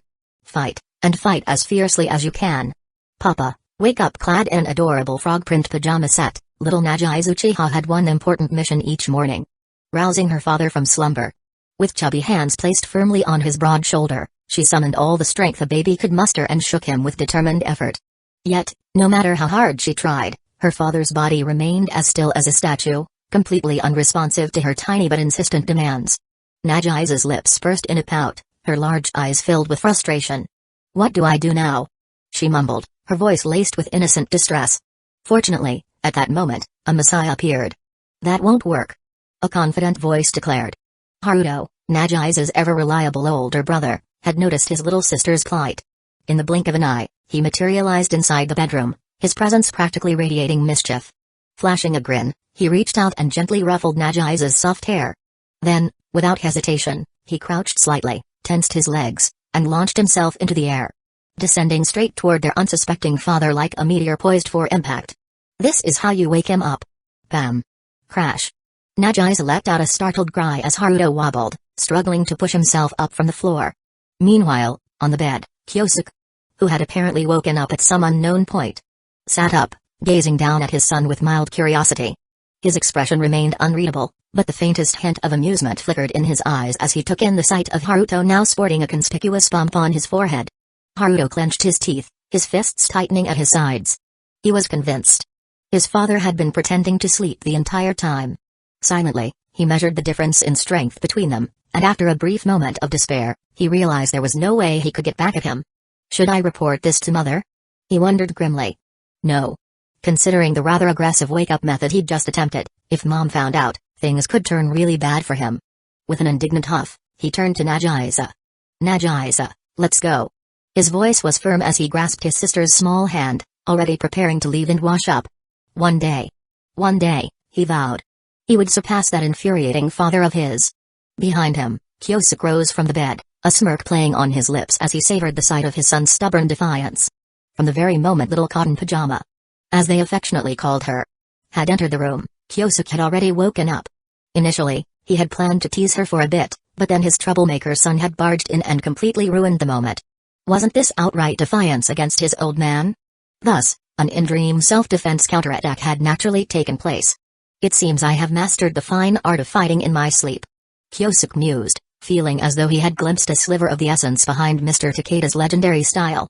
After his morning routine, waking up, washing up, and partaking in breakfast, Kyosuke took his usual seat at the dining table, where his family was already seated in neat rows, poised to enjoy the meal meticulously prepared by their beloved Marubun. His personal nickname for Mito. Truth be told, Mito rarely cooked. As the princess of an entire nation, she had no qualms about enlisting the services of two nationally renowned chefs. However, ever since yesterday, a new guest had joined their household. Seizing the opportunity to showcase her culinary skills, Mito had personally taken charge of breakfast preparation. This guest, of course, was none other than Princess Anzairi, who had recently taken up residence in the Kyosuke household. Since she was now officially his disciple, he couldn't very well leave the little princess to live alone. In the grand scheme of things, the situation posed no real risk. But for a 5-year-old child, being left on her own would have been far too cruel. Naruto and Sasuke had no choice when they were younger. That was a different matter altogether. The family's dwelling was nothing short of vast, boasting 2 dedicated training fields, expansive mountains, flowing streams, and cherry blossoms that filled the sky in spring. The residence was so spacious that not only could their immediate family of 5 live comfortably, but many more could be accommodated without the slightest strain. "Good morning, Sensei." Iri greeted with a bright, sincere smile. Her voice, gentle yet earnest, carried the grace of a well-mannered child. She was more than pleased with her father's arrangements. Not only was she here in a Hidden Leaf village to study, but she had also found warmth and comfort in her teacher's household. One that, despite its grandeur, exuded a rare sense of familial closeness. Mito and Iri, both princesses in their own right, discovered many similarities between them. Marubun had taken quite a liking to the young girl, feeling a deep sympathy for a child so young yet already traveling across lands, far from home. At times, the house had felt too spacious, a little too empty. Mito welcomed the presence of an extra little member, glad for the lively energy Iri brought. "If you'd like, I could personally guide you in your sealing techniques," Mito offered as a promise. With time to spare, Marubun decided this was the perfect opportunity to personally instruct the newest addition to their household. After all, As members of the same family, there was no need for rigid distinctions. A disciple was to be cherished as one of their own. "Let us dine," Kyosuke announced as he took his seat, signaling the start of a spirited contest with a delicious fare before them. During the meal, Mido, who was feeding her daughter, casually asked, "So, what do you think? Will you accept the challenge?" While Kyosuke had been getting ready earlier, one of his subordinates had reported the rumors spreading through the village. From the very first time she had heard about Yaoi during their journey to the moon, Mido had known that her husband was setting a trap. That was why, from the very beginning, she had never been the least bit concerned about this so-called challenge. It was nothing more than a play. An unspoken performance between both sides. To elevate the Hyuga's status, the Senju had continuously made compromises, yielding benefits not only to them but to the other clans as well. All of it was for one purpose, to push Yaoi into a position of absolute power, so she could serve as a counterbalance to the two monstrous Uchiha gods. Never had they considered the possibility of failure. And because of that, they had failed to realize a simple truth. Despite their nominal influence, their actual political power within Hidden Leaf Village had already waned far more than they cared to admit. Wars were not fought solely with swords and jutsu. Sometimes, battles waged in silence, without a single drop of blood, were far more terrifying, far more ruthless. "Ah, you mean the Hyuga's challenge?" Kyosuke smiled faintly, his tone casual. "Perfect. I've been wanting to see just how far her Tenseigen has evolved." There was no excitement in his voice. No anticipation. Just an overwhelming, almost dismissive confidence. As though, in his eyes, the fourth greatest powerhouse of Hidden Leaf Village was no different from his good-for-nothing son. This guy. Haruto clenched his spoon, a flicker of burning ambition flashing in his eyes. This was his father. The strongest shinobi of the era. The man he must surpass. "Eri, do you want to go watch?" he asked suddenly. "Of course." The little princess's eyes sparkled with anticipation. The last time she had seen her teacher fight, he had been toying with his opponents. But this time, she would witness the true power of the strongest ninja in the world. "I want to go too." Nagisa raised her spoon high, expressing her strong desire to go with her brother. Hearing this, Mido chuckled softly, reaching out to wipe a stray grain of rice from her daughter's cheek. "All right," she said warmly. "Then let's all go together and cheer for him. Dad, don't you dare lose." "Ha ha ha. If she wants to beat me, she'll need at least another 30 years of training." Chapter 212, A Full Play. Are you all satisfied? Hidden Leaf Village Forest. For the sake of future considerations, Kyosuke had deliberately reserved a vast expanse of natural land when dividing the village's territory. Whether it was for the Chunin exams or for students' outdoor simulation courses, this forest would serve as an ideal setting for training and assessment. However, he had never expected that he himself would become the first to truly experience it. On the hastily constructed wooden grandstands, the audience eagerly awaited the spectacle, all the while silently expressing their gratitude toward Hashirama for his generous assistance. Without his wood style, how else could they have built a 20-meter-high platform in such a short time? Without it, how could they have had the privilege of witnessing the distant battle so clearly? "Wow! Papa is amazing!" A sweet voice rang out as a little girl clapped her hands excitedly, waving at her father, who was engaged in battle. In truth, Nagisa had no real understanding of combat. To her, the sight of green and gold energies clashing midair was simply a breathtaking display of beauty. As for everyone else, they were utterly immersed in the sheer awe and shock of witnessing a clash at a level beyond Kage. "So this is Sensei's true power," Anzai-iri murmured, her gaze unfocused as if she had been completely entranced by what she saw. More than anything, a deep sense of longing stirred within her heart. Indeed. This is what my father is truly capable of. Beside her, Haruto nodded solemnly, his expression filled with undeniable fervor. Not far away, the clan heads, including Sarutobi Sasuke, stood in silence. No one spoke. All eyes remained fixed on the battlefield. For a long time, Sarutobi Sasuke watched without a word before finally breaking the silence. "No matter how many times I see it, I am always left deeply shaken by such power. That is why he is known as the god of shinobi." Beside him, the Hatake clan head unconsciously tightened his grip on the short blade at his waist. It was the instinct of a true swordsman when standing before an overwhelming force. The urge to test one's own edge against such power was almost impossible to suppress. Kyosuke Uchiha. In another part of the grandstands, Naruhigashihiko's gaze darkened, his mind replaying old memories of the past. Never in his wildest dreams would he have thought that the once young boy, who had merely shown some promise in the creation of ninjutsu, would one day grow into a man so powerful that he had to look up to him. Had he known this would happen, he would have done whatever it took to eliminate him back then. Now, however, Kyosuke had already taken shape, his strength standing at the very peak of the shinobi world. They should be grateful that he had not yet turned his attention to them, let alone seek revenge. As for the thought of vengeance, Naruto Higashihiko was far too shrewd to entertain such foolishness. It was clear as day that the Senju merely wished to use their three clans as tools. A spear to strike with, while they stood safely behind the scenes. There was no harm in raising flags and shouting slogans.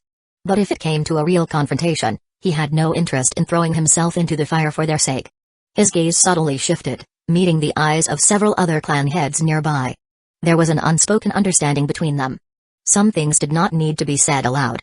Meanwhile, on the battlefield, Kyosuke and Yaoi were locked in a ferocious battle. One had activated the Tenseigan Chakra mode, while the other had summoned a dark gold Susanoo. At first glance, the confrontation appeared to be nothing short of earth-shattering. Even Hashirama, despite his keen insight, couldn't discern the intricacies of their exchange.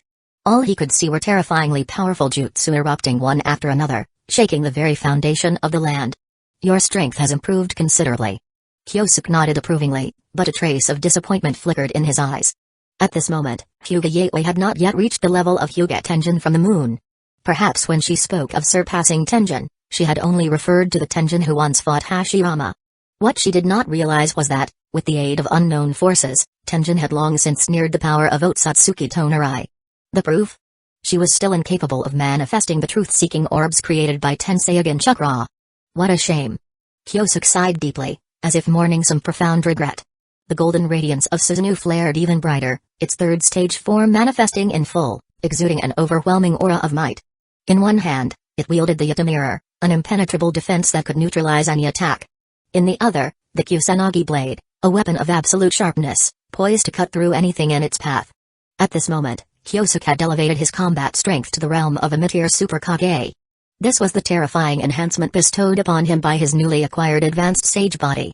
Even without unleashing his full power, just this third stage Susanoo alone already held 70% of his previous peak strength. Before he had acquired this new transformation, every swing of the Kusanagi blade tore through the air with devastating force, each strike carrying the power of mountains crumbling and the earth splitting apart. Rocks flew. Trees collapsed.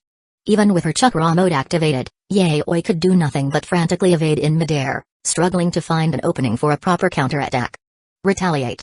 Against the Yata mirror, her physical strikes were utterly meaningless. With his Sharingan, any attempt to sneak behind him was doomed to fail. Left with no alternative, Yaoi resorted to unleashing her most powerful techniques, hoping to force Kyosuke into exhausting his Mengekyo abilities.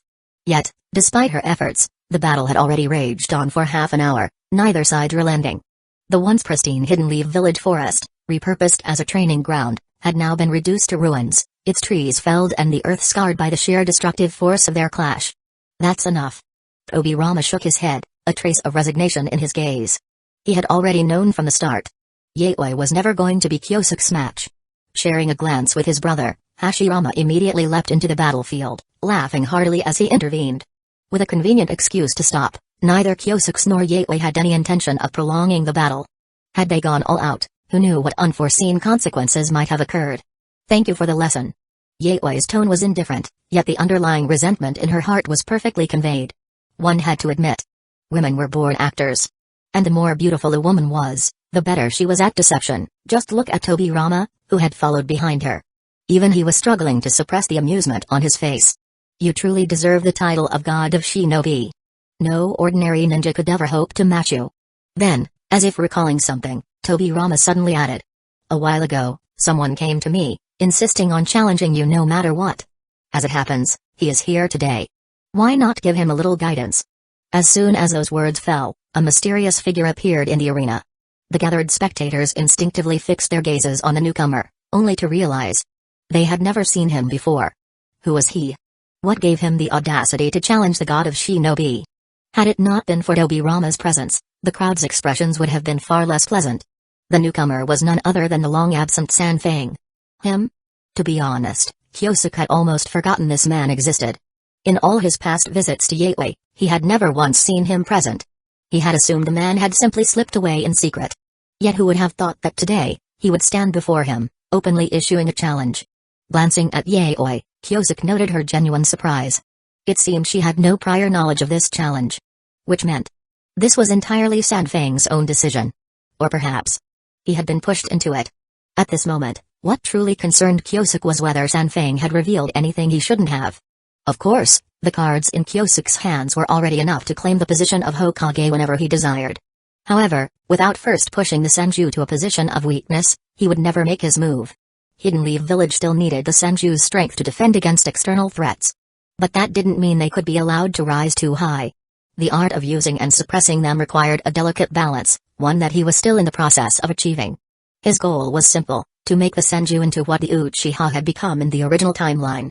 A clan that seemed to hold influence, yet in truth, was completely excluded from the core of power. When the time came, they could be used when necessary, discarded when no longer needed, and if they became a problem, the village's strength could be turned against them with ease.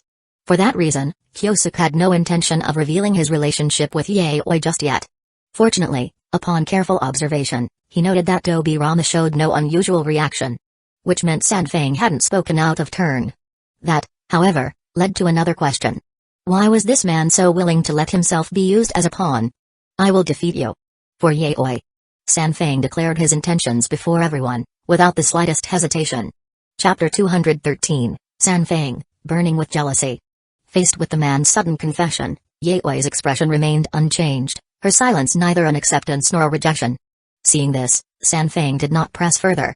Today, his goal was not to make her accept him. Rather, it was to make her understand. He had the power to protect her. Lord Kyosuke, would you be willing to grant me a match? Sanfeng asked, his tone sharp and aggressive, as if he did not recognize the man before him. Insolence. An Uchiha clansman could no longer hold back. Do you know who you are speaking to? Lord Kyosuke's status is far beyond your reach. What right do you have to challenge him? As the words fell, the Uchiha clansman turned, his sharp gaze locking on to the other side. His voice carried an unmistakable weight as he demanded. Senju Tobirama, what exactly are you planning by bringing this man here? Swish. In an instant, the Uchiha warriors took a collective step forward, their killing intent surging like a tidal wave, pressing toward the Senju brothers at the front without the slightest restraint. No one had expected the situation to escalate so suddenly. Many of the clan leaders present, witnessing the Uchiha's oppressive stance for the first time, were deeply taken aback. It's hard to blame them for reacting this way, murmured the reserved Aburame clan head as he quietly stepped aside. Yet, deep inside, he found himself leaning toward the Uchiha. From start to finish, today's incident had been orchestrated by the Senju. As if one Hyuga Yaoi wasn't enough, now they had introduced an unknown man into the fray. Was this not a blatant attempt to intensify the conflict? It wasn't just the Aburame clan head who harbored such thoughts, even Sarutobi Sasuke found himself unsettled, a faint regret stirring within him. Had he been too hasty in entrusting the child to Senju Tobirama's care? Looking at the situation now, it seemed the man's judgment was proving to be more than a little reckless. This is bad. Tobirama's pupils contracted. He had not expected his mere test to trigger such a chain reaction. But there was no helping it. Sanfeng's arrogance was simply too blatant. Every word he spoke, every gesture he made, carried the undeniable implication that he did not place the god of shinobi in his eyes at all. Regardless of how people viewed Kyosuke, one fact remained indisputable. His talent was unparalleled in history. Madara and Hashirama were already once-in-a-century prodigies, yet Kyosuke's presence had continuously overshadowed them both. His strength in this era carried a weight that perhaps even exceeded the exaggerated rumors surrounding him. With his strength acknowledged by all, for some unknown nobody to suddenly emerge, acting as if he could defeat Kyosuke with ease, was it any wonder that such arrogance sparked immense resentment? Enough. Yaoi, who had remained silent all this time, finally spoke. Her voice was calm, yet the weight behind it left no room for dispute. Enough? Sanfeng's eyes widened in disbelief, his expression burning with fury. He had risked his life to prove his feelings through action, and yet, all she had to say was, enough? His fists clenched unconsciously, and the fire of anger threatened to consume him entirely. Why? Was he truly that unworthy? That man was already married, so why did she still refuse to let go? At this moment, Sanfeng perhaps had already forgotten the words he once spoke, as long as I can stay by Yaoi's side, that will be enough. But humans are creatures of endless desire. What we call contentment is merely a lie we tell ourselves when circumstances do not allow us to reach for more. Get out of my way. The fury he had long suppressed erupted completely in that instant. A violent surge of green energy erupted from his body. Driven by the fury in his heart, he forcibly opened the 8 gates released formation, the first inner gate, the gate of opening, open. 8 gates released formation, the second inner gate, the gate of healing, open. 8 gates released formation, the third inner gate, the gate of life, open. 8 gates released formation, the fourth inner gate, the gate of pain, open. 8 gates released formation, the fifth inner gate, the gate of limit, open. 8 gates released formation, the sixth inner gate, the gate of view, open. Boom. The earth beneath his feet cracked apart, deep fissures spreading outward like jagged veins. The chakra coursing through his body became visible, surging wildly, coating his entire frame in an aura of pure power. The sheer force of it sent a chill down the spines of those watching, making many involuntarily gasp. So this man truly possessed such strength? You wretch, I will fight you. The Uchiha clansman who had spoken earlier did not hesitate. In a single swift motion, his katana flashed free from its sheath as he stepped forward, his battle spirit blazing. Perhaps others would falter in the face of this overwhelming power. But he was a warrior who had fought alongside Lord Kyosuke, cutting down enemies through mountains of corpses and seas of blood. Would he fear some nameless upstart? What a joke. Boom. The sound of something heavy landing on the ground echoed. Obirama turned stiffly, his gaze falling upon the figure standing nearby, the Uzumaki princess, Mido, whose expression was dark as a storm. Am I to understand? Clang. The adamantine chains howled through the air, radiating a terrifying pressure that made the very atmosphere tremble. That this is your Senju clan's way of tearing apart the peace treaty? Her voice was icy, her gaze even colder, filled with killing intent. You misunderstand. Obirama took a slow, steady breath, preparing to explain himself. But then he saw them. A familiar pair of pupils. His breath hitched. His body tensed, an involuntary shudder running down his spine. His eldest brother was staring at him. Not with warmth, not with understanding, but with a look that carried nothing but murderous intent. For the first time in his life, Tobirama saw that expression directed at him. And in that instant, a creeping, suffocating dread clawed up his back. Since childhood, he had never seen his brother look at him like this. Simply put, he was terrified. And even worse, he was starting to regret everything. That idiot. Couldn't he just keep a low profile? We agreed to build momentum, so how the hell did things spiral out of control like this? Honestly, it's no wonder she doesn't like him. What woman would fall for a reckless fool like that? Obirama cursed furiously in his heart. Before Sanfang could escalate things further, Hashirama flickered forward in an instant, appearing beside the enraged man. A chakra far more ferocious than the 8 gates erupted from his body, crashing over the battlefield like a storm. Stand down. Placing a firm hand on Sanfang's shoulder, Hashirama spoke in a cold, even voice. With your strength, you are nowhere near the level needed to challenge Kyosuke. Mind your own business. Sanfang struggled violently, only to realize he could not even shake off Hashirama's grip. No. This is impossible. I am not weaker than anyone. Veins bulged at his temples, writhing beneath his skin like living worms. 8th gate. Gate of wonder. Open. Boom. A blazing surge of blue steam exploded from his body.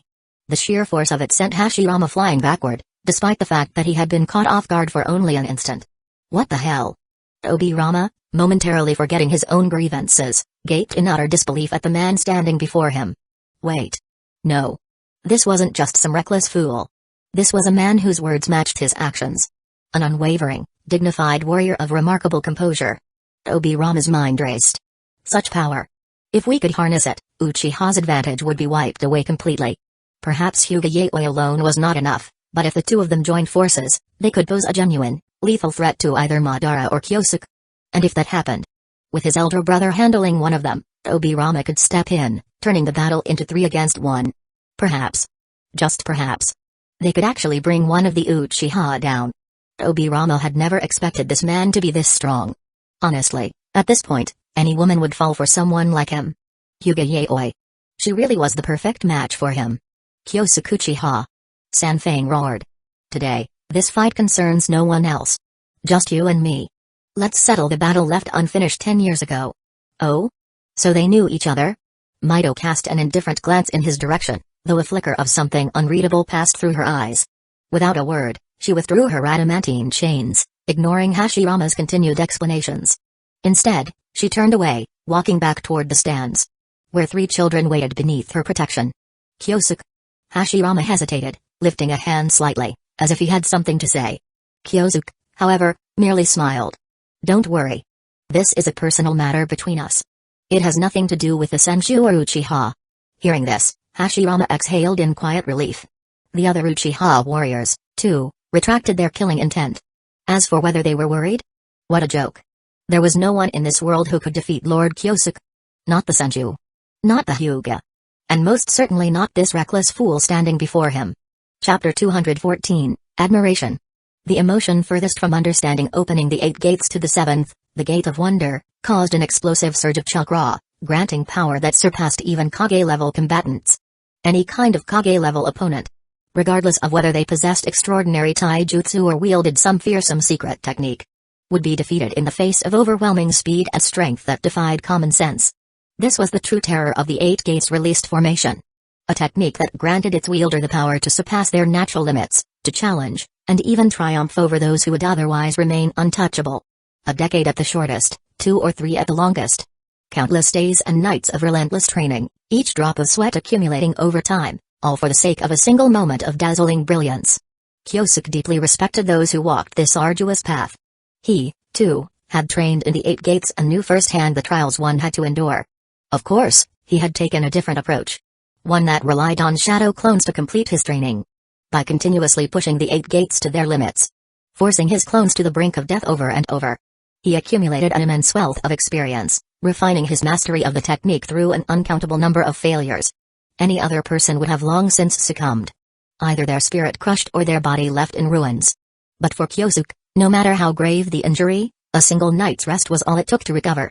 That was the sheer dominance of the advanced sage body. Sanfeng is indeed strong.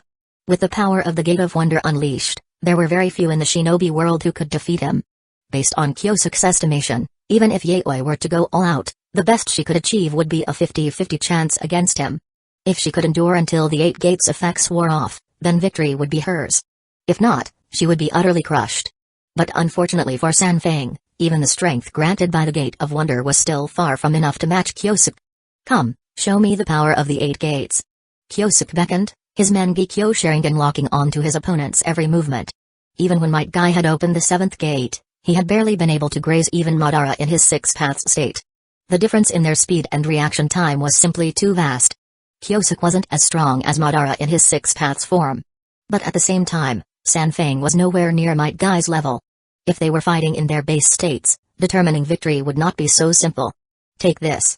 Sanfeng roared, as a brilliant blue stream erupted from his body. In an instant, he vanished from sight. Only when his fist collided with Kyosuke's did the ground beneath them begin to rupture and collapse, unable to withstand the force. Boom. The two clashed directly, without any unnecessary flourishes. The shock wave from their impact blasted outward like a raging typhoon. In Sanfeng's mind, the moment he opened the 7th gate, he was invincible. Every time he used his immense power, he couldn't help but revel in its intoxicating strength. But today, for the first time, he realized. Perhaps he had been a frog at the bottom of a well, blind to the vastness of the world above. From sheer physical strength alone, his opponent was in no way inferior to him. No. The gap was even wider than he had first thought. His own power was amplified by immense speed, yet the man before him had not moved an inch. In a pure contest of raw strength, he had been the one to lose. Not bad. Kyosuke nodded to himself, silently assessing his opponent's might. A shinobi who could wield the power of the 7th gate was roughly on par with a mid-tier super Kage. As a reward for your performance, allow me to show you something interesting today. Still holding off Sanfeng's attack with one hand, Kyosuke's free hand moved in a blur, rapidly forming a seal. With a single upward gesture, dazzling white beams of energy erupted around him. Storm style, laser circus. Seeing his opponent cast a jutsu with one hand, Sanfeng instinctively dodged to the side, narrowly evading a laser. Yet, what he hadn't anticipated was that the beam, meant to be a straight-line attack, suddenly curved in midair, altering its trajectory and striking from a blind spot beyond his field of vision. Had he not been in his 7th gate state, with his reflexes heightened to an extraordinary degree, that single strike would have taken his life on the spot.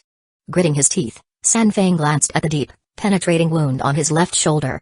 He spat out a mouthful of blood, his voice low and strained as he asked. What? What kind of jutsu is this? Storm style. Never seen it before, have you? Kyosuke replied with a smirk. Storm style. A fusion of lightning and water chakra, forming a unique KK Genkai. To successfully merge these two chakra natures within the body, both elements needed to reach level 7 or higher. Fortunately, this was a requirement Kyosuke had long since surpassed.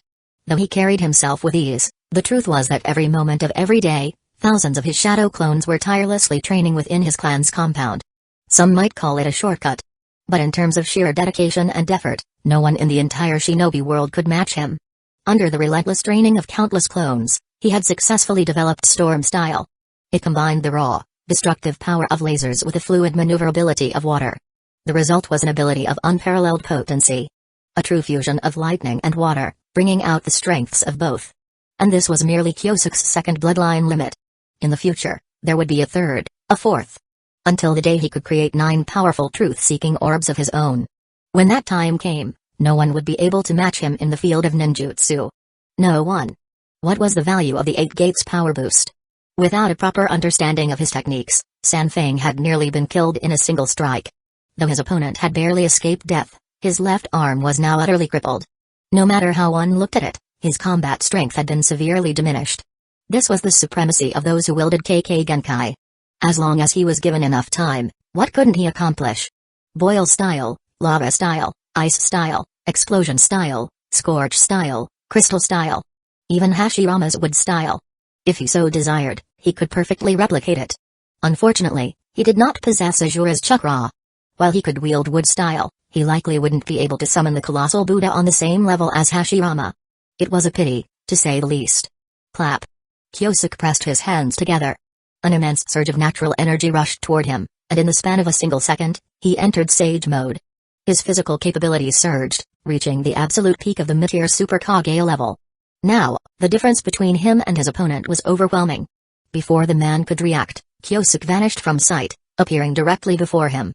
With his fingers forming a rapid sequence of seals, he opened his mouth and unleashed a highly concentrated beam of violet energy. Sage Art, Storm Style Light Fang. The attack moved with such unbelievable speed that his opponent had no chance to dodge. In the end, the gap between their strengths was simply too vast. This technique was powerful enough to sever Naruto's truth-seeking orbs imbued with Yang Chakra. There was hardly anything in existence capable of withstanding it. A mere mortal body of flesh and blood? Naturally, it stood no chance. A pain scream tore through the battlefield. Sanfeng's right arm was instantly severed, dropping to the ground with a dull thud. The extreme heat from the laser had partially cauterized the wound, leaving the flesh charred black. Yet despite the pain, the man's resolve did not waver. "You bastard. I won't lose to you." With what little strength remained in his battered body, he desperately lifted his injured left arm. Curling his fingers, he prepared to drive them straight into his own heart. He was ready to gamble everything. But at that very moment, Yaoi appeared behind him. Raising her hand, she struck a precise chop to the back of his neck. Yaoi. Already teetering on the brink of collapse, Sanfeng lost the last of his strength. Just before darkness claimed him, a glimmer of joy flickered in his eyes. "You still care about me, after all. He still has his uses." That was what Yaoi conveyed with her lips, and Kyosuke had no objections. The poor fool. Even if he survived and recovered, he would ultimately become nothing more than a tool in Yaoi's hands. A pawn to be used at her convenience. From the very first time they met, Kyosuke had already seen through her nature. Hyuga Yaoi was someone who excelled at manipulating emotions. Her cunning and ability were so extraordinary that even after personally eliminating the heir of the Hyuga main family, Hyuga Tenjin remained entirely unaware. That man had no idea that the disciple he trusted the most, the one he had nurtured by his side, was harboring ambitions to replace him at every moment. Did he truly believe love would sway someone like her? In the end, that man would came to understand. Dying here today, in the depths of Hidden Leaf Village's forest, might have been the best outcome he could have hoped for. Admiration is the emotion furthest from understanding. Yet, far too many people fail to realize this. Chapter 215, The Establishment of the Senju Police Force. After this incident, the name of Sanfeng indeed spread far and wide. Unfortunately, rather than praise, what he gained was mostly infamy. There is nothing wrong with pursuing love. But to attack the village is very simple for the sake of one's own status. This was an act of irresponsibility toward the tens of thousands of villagers. Thankfully, Lord Kyosuke is unharmed, otherwise, the entire Hidden Leaf Village would have been thrown into chaos. My God, I just don't understand. Lord Kyosuke is so kind and noble. Why would anyone wish him harm? Wherever the leaves dance, the fire burns eternal. That's right. Such a great man is the one who truly embodies the spirit of the Hokage. I support Lord Kyosuke for Hokage. Yes. Support Lord Kyosuke. In the Senju clan compound, Obirama gazed grimly at the public opinion report in his hands. No matter how he analyzed it, He simply couldn't understand how a carefully orchestrated campaign to sway public opinion had only served to bolster his opponent's reputation instead. Where did it all go wrong? In the end, he could only blame this unforeseen outcome on the Uchiha clan's superior public relations tactics. Initially, only around 30% of the villagers had believed that Kyosuke Uchiha was the most suitable candidate for the position of Hokage. His elder brother, Senju Hashirama, held about 20% of the public's favor, while the remaining population had no strong opinion on who should hold the village's highest office. Yet, after this so-called Will of Fire incident, Kyosuke's approval rating had miraculously surged by another 20%. Everyone has been deceived by that hypocritical bastard. The plan had been to use this opportunity to push Sanfeng into power. However, that idiot was simply too foolish. He had managed to paint himself as a scorned suitor who, unable to win affection, had turned to hatred. To the outside world, it was obvious that Kyosuke had repeatedly urged for the matter to be put to rest, yet the other party obstinately refused to back down. And what was the result? He had lost an entire arm. Not only was he devoid of moral character, but he was also lacking in intelligence. How could a fool like him ever hope to rise to power in the Hidden Leaf? As a consequence, even the Senju clan found itself under intense scrutiny, with Tobirama shouldering the lion's share of the criticism. On that fateful day, the village had nearly been plunged into a full-scale conflict, and in this matter, Tobirama could not escape blame. No matter how he tried to explain himself, none of the mid-sized and smaller clans that had witnessed the event were willing to accept his excuses. Oh, so this is the so-called compassionate Senju at work? Always preaching about letting go of hatred, yet secretly dispatching people to target the Uchiha. This was the reality behind their so-called benevolence? To prevent the clan from being further disgraced, Tobirama had no choice but to shoulder the burden of countless accusations, allowing all the scorn and resentment to fall upon himself. After this event, Tobirama's reputation was utterly ruined.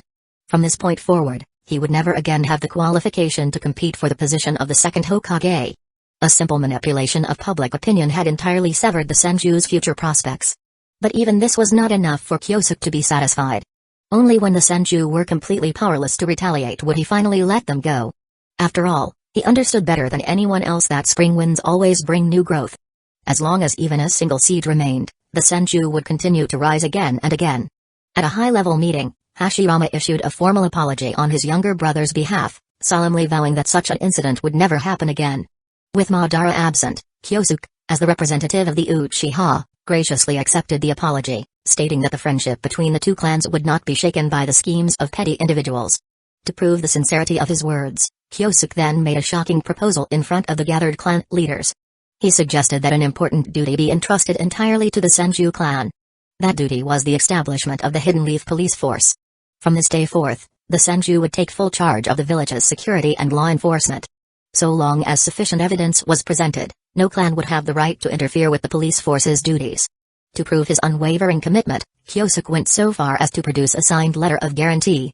The letter stipulated that even if a high-ranking Uchiha violated the law, the Senju police force would have full authority to enter the Uchiha compound and make an arrest. Should anyone dare to resist, the standing military forces would have full authority to subdue them immediately. Noting the resolute determination in Kyosuke's expression, the assembled clan leaders exchanged uneasy glances, their brows furrowing in unison. They began to wonder. Would this not grant the Senju clan excessive power? If this continued unchecked, it would inevitably lead to issues such as abuse of authority and unchecked aggression. If one were to think even further ahead, should the Senju decide to move against a particular clan, by the time a full force arrived at their doorstep, it would already be too late for them to react. Such an overwhelming level of authority. It was a terrifying thought. Many present wanted to question Kyosuke outright. Since when did you become such a generous man? However, despite their misgivings, not a single person in the room dared to refuse when faced with the silent yet commanding presence of the god of shinobi. Thus, one by one, they signed their names onto the document. Kyosuke. Hashirama's eyes glistened with emotion. Hashirama. Kyosuke looked at him earnestly and asked. Is the Senju clan willing to shoulder the burden of safeguarding this village? At first, Hashirama had intended to decline. But upon hearing the phrase safeguarding the village, his expression immediately turned solemn. Without hesitation, he made a firm pledge. Rest assured, I promise to provide every villager with a safe and peaceful environment. I believe in you. As the room erupted into a less than enthusiastic round of applause, Hashirama, beaming with joy, officially accepted the responsibility of establishing the police force. It was said that after that meeting ended, more than a few clan leaders returned home and smashed their teacups in frustration. It wasn't the sheer power of the police force that infuriated them.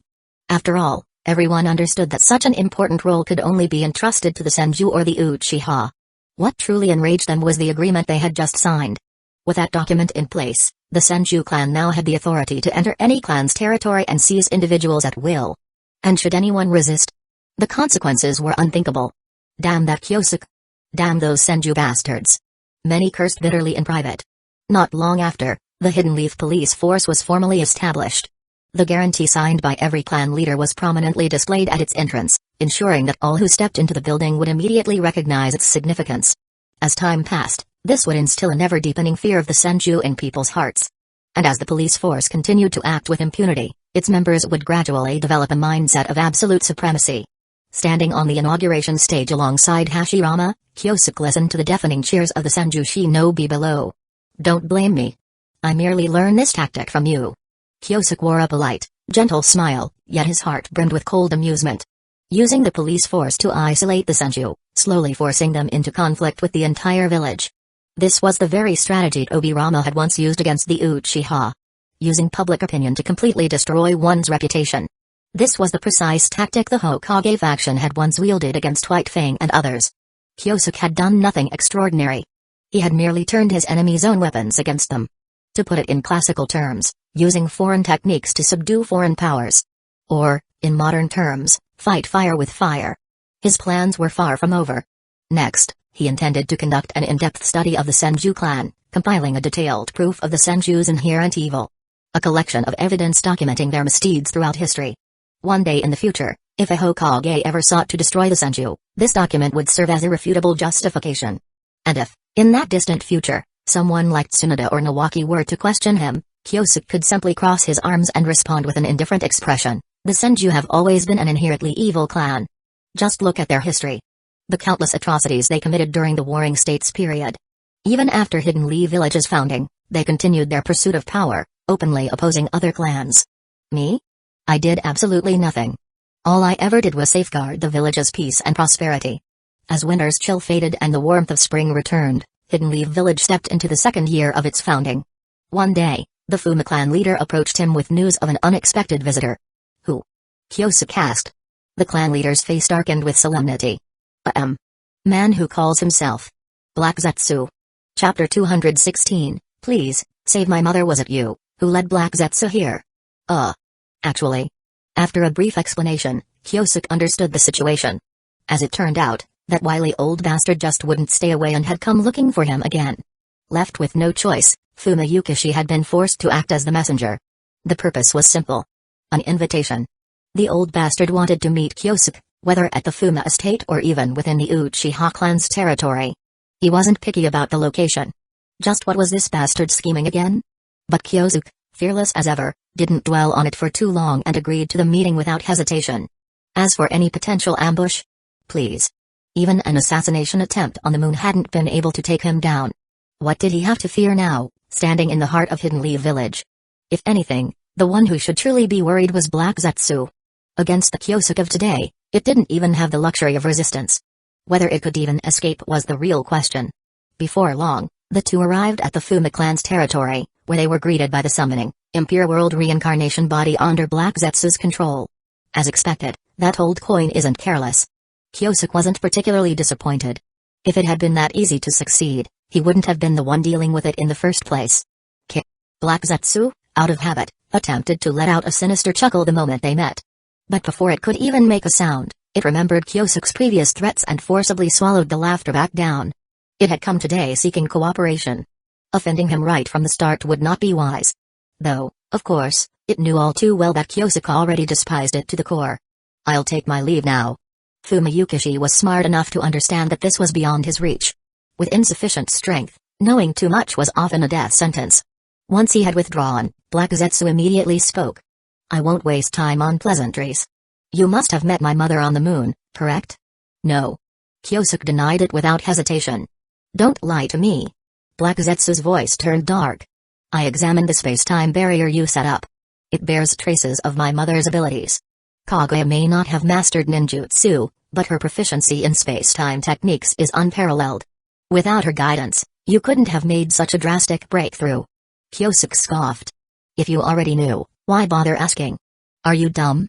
Rolling his eyes, he countered with a question of his own. I've always been curious. Why didn't you go to the moon yourself and unseal Kaguya? Hey! Do you really think Otsutsuki Hamura was an idiot? Black Zetsu's expression turned grave. Let me remind you. The Six Paths brothers didn't just vanish so easily. If you dare tamper with the seal, you'll provoke an unimaginable catastrophe. Don't let your current dominance in the shinobi world fool you into arrogance. I'm telling you now.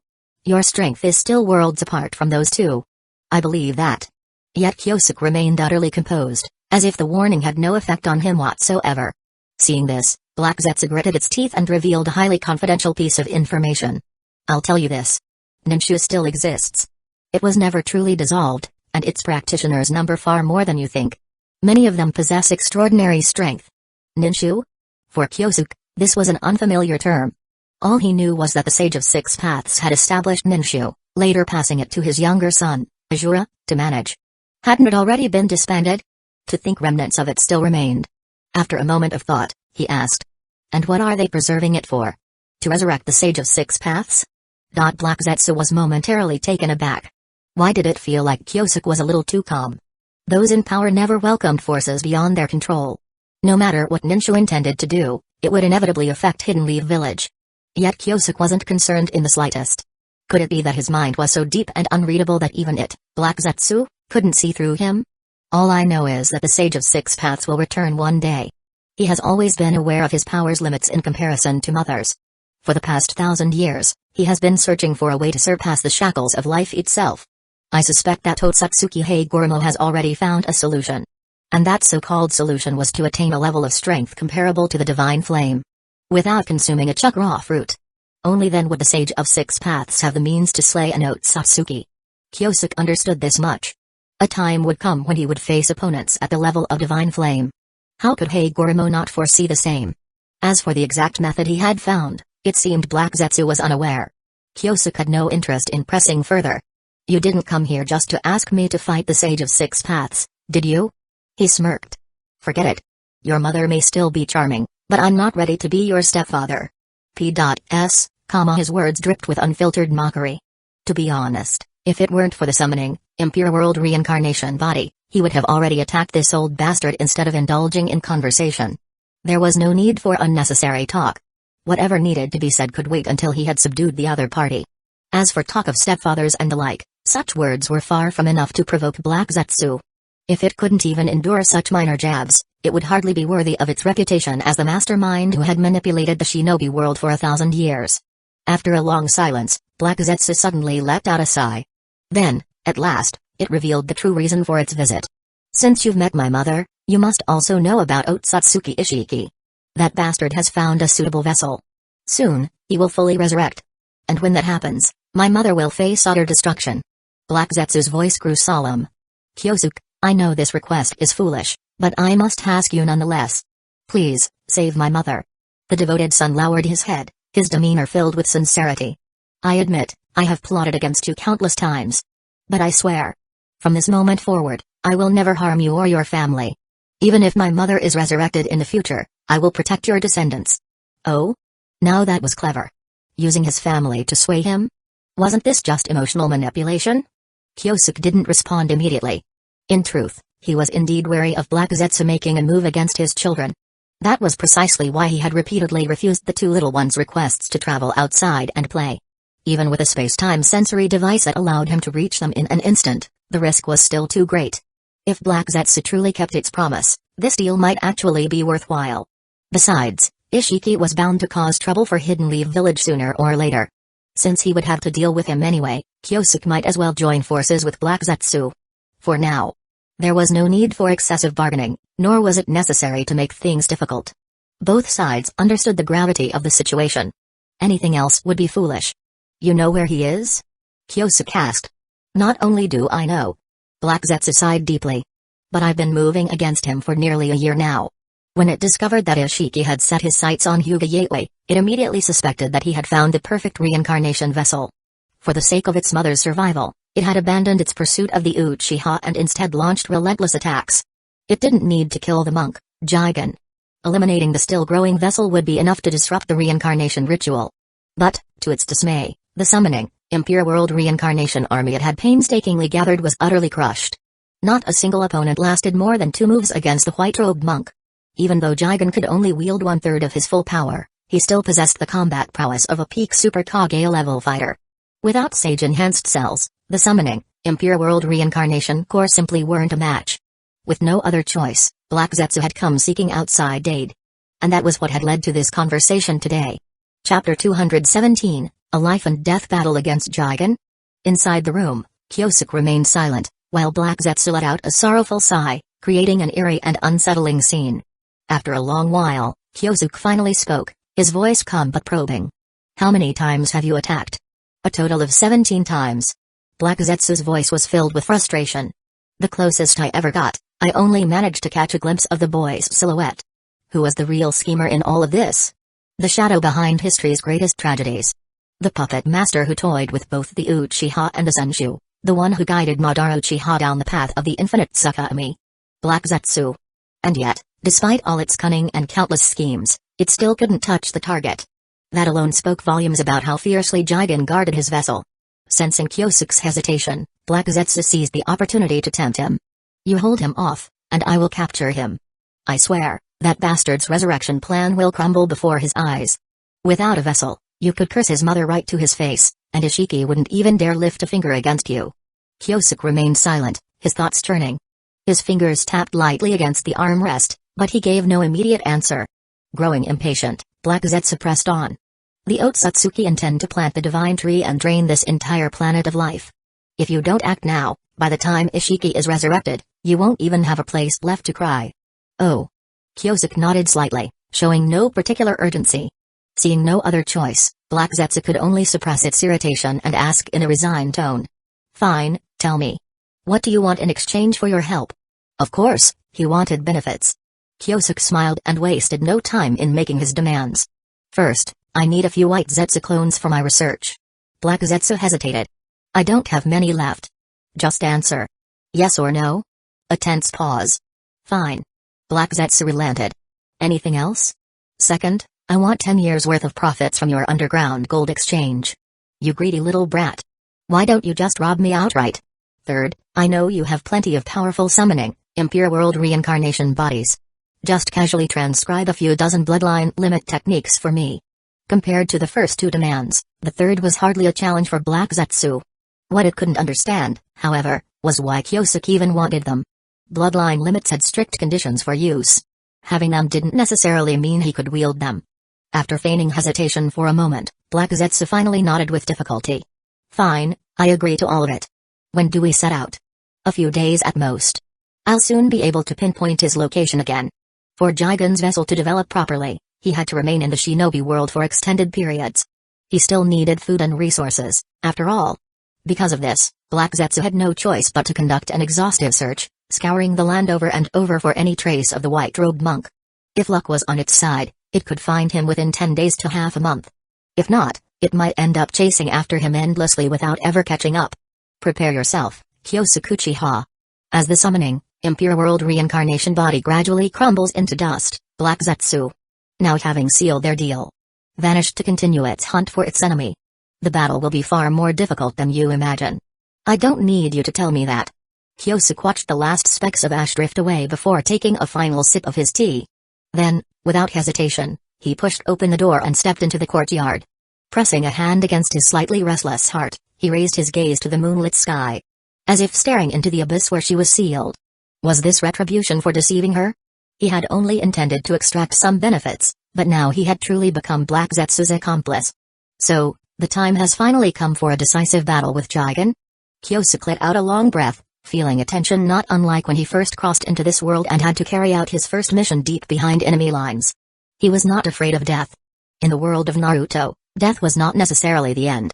Besides, Kyosuke had already prepared countermeasures in advance. But before he even realized it, he had formed deep bonds in this world. If he could live, that would naturally be preferable. Speaking of which, that guy should be returning soon. Boom. Boom. Boom. Fireworks erupted in the sky, marking the grand establishment of the Hidden Leaf Village Ninja Academy. Compared to its original scope, Kyosuke had expanded it several times over. Now, each grade could easily accommodate over a dozen classes at the same time. There were also a variety of specialized training grounds, ensuring that students receive the best possible education. After delivering the long-winded ceremonial speech and officially announcing student enrollment, Kyosuke watched as parents swarmed the registration booths, nearly overwhelming the staff. Their passionate enthusiasm put both him and Hashirama in good spirits. These children are the future of Hidden Leaf Village. Hashirama murmured, eyes glistening with emotion, his heart brimming with joy. Yes. Kyosuke nodded, his gaze distant.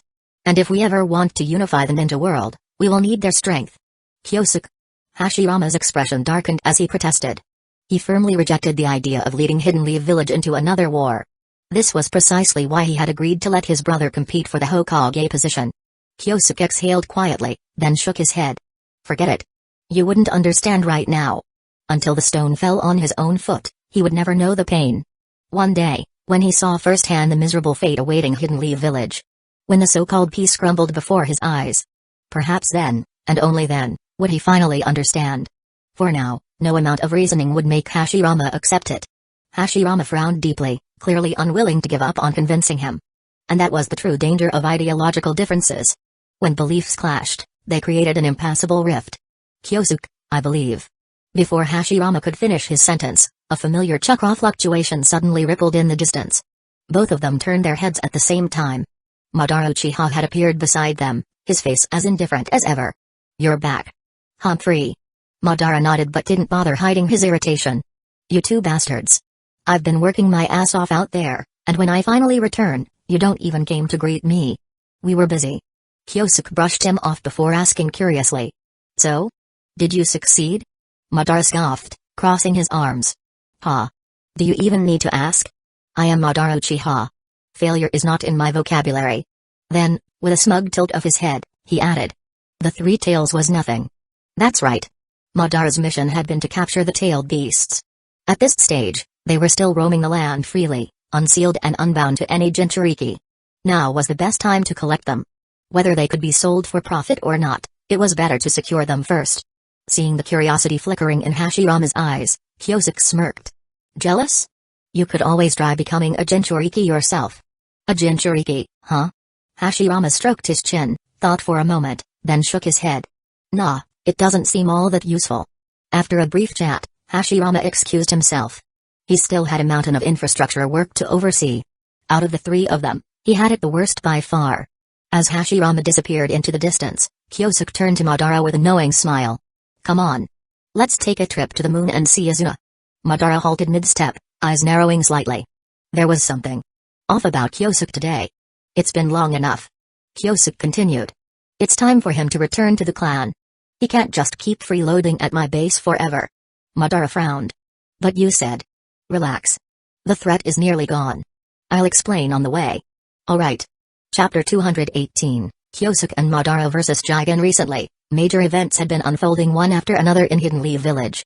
Aside from the establishment of the Ninja Academy, the most shocking news was undoubtedly the return of Izuna Uchiha, the unparalleled genius who had seemingly come back from the dead. The Uchiha clan had provided an explanation. Back then, Izuna had sustained injuries that were far too severe, leaving them with no choice but to resort to secret medical treatments. After years of painstaking recovery and careful rehabilitation, he had finally regained his health and was now returning to his family once more. With the long-separated trio of legends reunited, the Uchiha clan was naturally ecstatic beyond words. If anyone in the village was feeling bitter about this turn of events, it was most certainly Senju Tobirama. But alas, who still cared about his feelings now? He was nothing more than a scheming conspirator attempting to reignite old conflicts. To spare his younger brother unnecessary distress, Hashirama had assigned Tobirama to the police force, placing him in charge of maintaining law and order in the village. Little did anyone realize that this decision only served to push Tobirama further into the eye of the storm. Regardless of whether the police force handled its duties fairly, those who found themselves arrested would inevitably harbor resentment toward the authority that detained them. Given enough time, this accumulation of animosity would sully the Senju clan's reputation, eventually isolating them from the village, forcing them down the very path of exclusion that the Uchiha had once walked. Kyosuke was well aware of Tobirama's deep-seated hatred for the Uchiha. If he so wished, he had countless ways to eliminate him. However, he deliberately chose to keep him alive. To let Tobirama personally witness the Senju clan's gradual descent into ruin. In his past life, Obirama had laid the foundation for the Uchiha's annihilation, setting plans in motion that his disciples would later execute. This time, Kyosuke would ensure that history repeated itself, only with the roles reversed. The clan that would be erased from existence would be the Senju. As he had once promised Hashirama, he would never be the one to cast the first stone. But if the Senju initiated a rebellion, then he could hardly be blamed for carrying out his duty. Simply put, whatever Hidden Lee village had done to the Uchiha, he would return to the Senju in full measure. They had driven Shisui to despair, forcing a boy to butcher his own kin. His parents, his clan. With trembling hands. Very well, then. That scene would play out once more. Only this time, the one forced to make the choice could be Tsunade. Or it could be Nawaki. Perhaps even Hiruzen Sarutobi or Denzo Shimura. If they wished to survive, there was a simple solution. Align themselves with the Hokage's faction, pledge loyalty to the Uchiha. Even the Senju could be given a future, so long as they chose the correct path. This was Kyosuke's plan. This was the Uchiha's true revenge. At the height of the Uchiha's celebration, no one noticed that the masterminds behind it all, Madara and Kyosuke, had quietly disappeared from sight. Land of Bears, somewhere near the coastline. Did you bid your family farewell? Madara asked. And what about you? Kyosuke countered. What did you tell Izuna before you left? After saying that, they both fell silent. It wasn't that they hadn't wanted to say goodbye. They simply hadn't been able to bring themselves to do so. If they had told Mido and Izuna the truth, that they were going to face an immensely powerful enemy, how could they possibly have allowed it? At best, they would have insisted on following them into battle. Since that was the case, it was better to keep it a secret, sparing their loved ones from unnecessary worry. Why didn't we bring Hashirama along? Madara sighed, somewhat regretful. More than anyone, he understood just how powerful Hashirama truly was. Their enemy was undoubtedly formidable. Madara had seen it firsthand at the Fire Temple. But if the three of them joined forces, victory was not beyond reach. Someone has to stay behind and protect the village. Kyosuke replied, shaking his head, unwilling to explain further. Today's battle was not about defeating Jigen at all costs. Their primary objective was to destroy the vessel meant for reincarnation. Whether Hashirama was there or not made little difference. As long as they could hold the enemy at bay, that was all that mattered. Let's just hope that bastard does his job properly. He muttered. The bastard he referred to, of course, was Black Zetsu. There was no need to urge it on. Zetsu would undoubtedly go all out. As long as the vessel remained intact, Kaguya's life would continue to wither away. For the devoted son of the rabbit goddess, such an outcome was simply unacceptable. Even at the cost of its own life, Black Zetsu would stop at nothing to accomplish its goal. That was why Kyosuke never bothered giving it any further instructions. As they conversed, the two made their way along the coastline. Before long, a massive cavern came into view at the edge of the island. The Land of Bears was known for its dense forests, its vast stretches of shoreline, and its borders, which were shrouded by a valley filled with toxic gases. Valley of Death, Devil's Ravine. These natural defenses were highly effective at warding off outsiders. But against those who possessed space-time ninjutsu, they were meaningless. This land was also home to a mysterious meteorite that had fallen from the sky over 200 years ago. Because of this, the village built around it had been named Hidden Stars Village. The village hidden in the stars. The shinobi of this village trained around the meteorite, as it emitted a unique radiation that resonated with chakra. The result was a technique known as the mysterious peacock method, which allowed them to mold their chakra into various forms, granting them the ability to attack or even soar through the skies with ease. However, in Kyosuke's eyes, beyond the flight capability, the mysterious peacock method was utterly worthless. What truly held value was the meteorite itself. When this battle is over, we'll take the meteorite and hand it over to Yaoi for research. Without a doubt, this stone had come from the vast reaches of outer space. Given its properties, it was highly likely that it originated from a planet inhabited by intelligent life. If Yaoi could fully analyze it, she might even pinpoint its exact place of origin. And when that time came, Kyosuke would pay a personal visit, engage in a friendly cultural exchange, and, incidentally, plant a few trees for the cute aliens. Harvest a chakra fruit or two. Lost in thought, he was suddenly drawn back to reality. As a familiar figure emerged from the depths of the cavern. Jigen.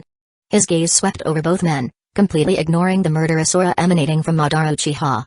Instead, his attention fell upon Kyosuke. So this is your answer? That's right.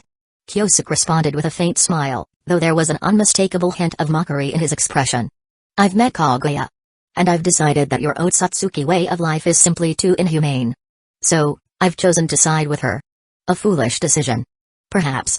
Kyosuke admitted nonchalantly. But I won't allow anyone to destroy this world. It won't matter. Even if you kill me, more Otsutsuki will come. Then we'll kill them too.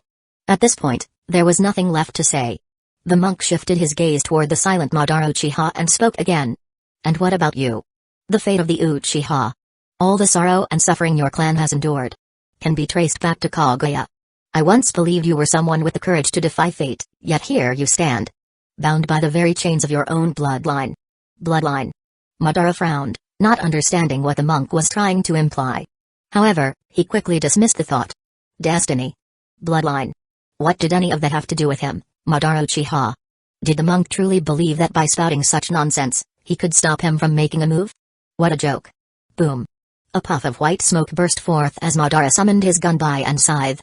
Facing an opponent stronger than any he had encountered before, he was fully prepared to go all out. Kyosuke might be thinking about containment, but he wanted to slay this enemy on the spot. A branch of the divine tree? The monk's gaze flickered over the Uchiha fan briefly, and as the wielder of the tentails, he immediately recognized its origin. You think wielding a mere twig will be enough to defeat me? Truly. Before he could even finish speaking, his figure vanished. Both Kyosuke's and Madara's eternal Mangekyo Sharingan failed to catch a trace of his movements. How naive. A gust of wind howled as the white-robed monk reappeared right in front of Madara. His foot lashed out with devastating force, the sheer speed creating a piercing screech, like the wail of some monstrous sea creature. Crack. The gunbai, a relic passed down through the Uchiha for generations, shattered into pieces under the force of the monk's single kick. Chapter 219, Stepping into the Six Paths? That's still not enough. His body sank slightly, arms bent in defense. And in the next instant, Madara felt an overwhelming force crash into him. There was no time to resist.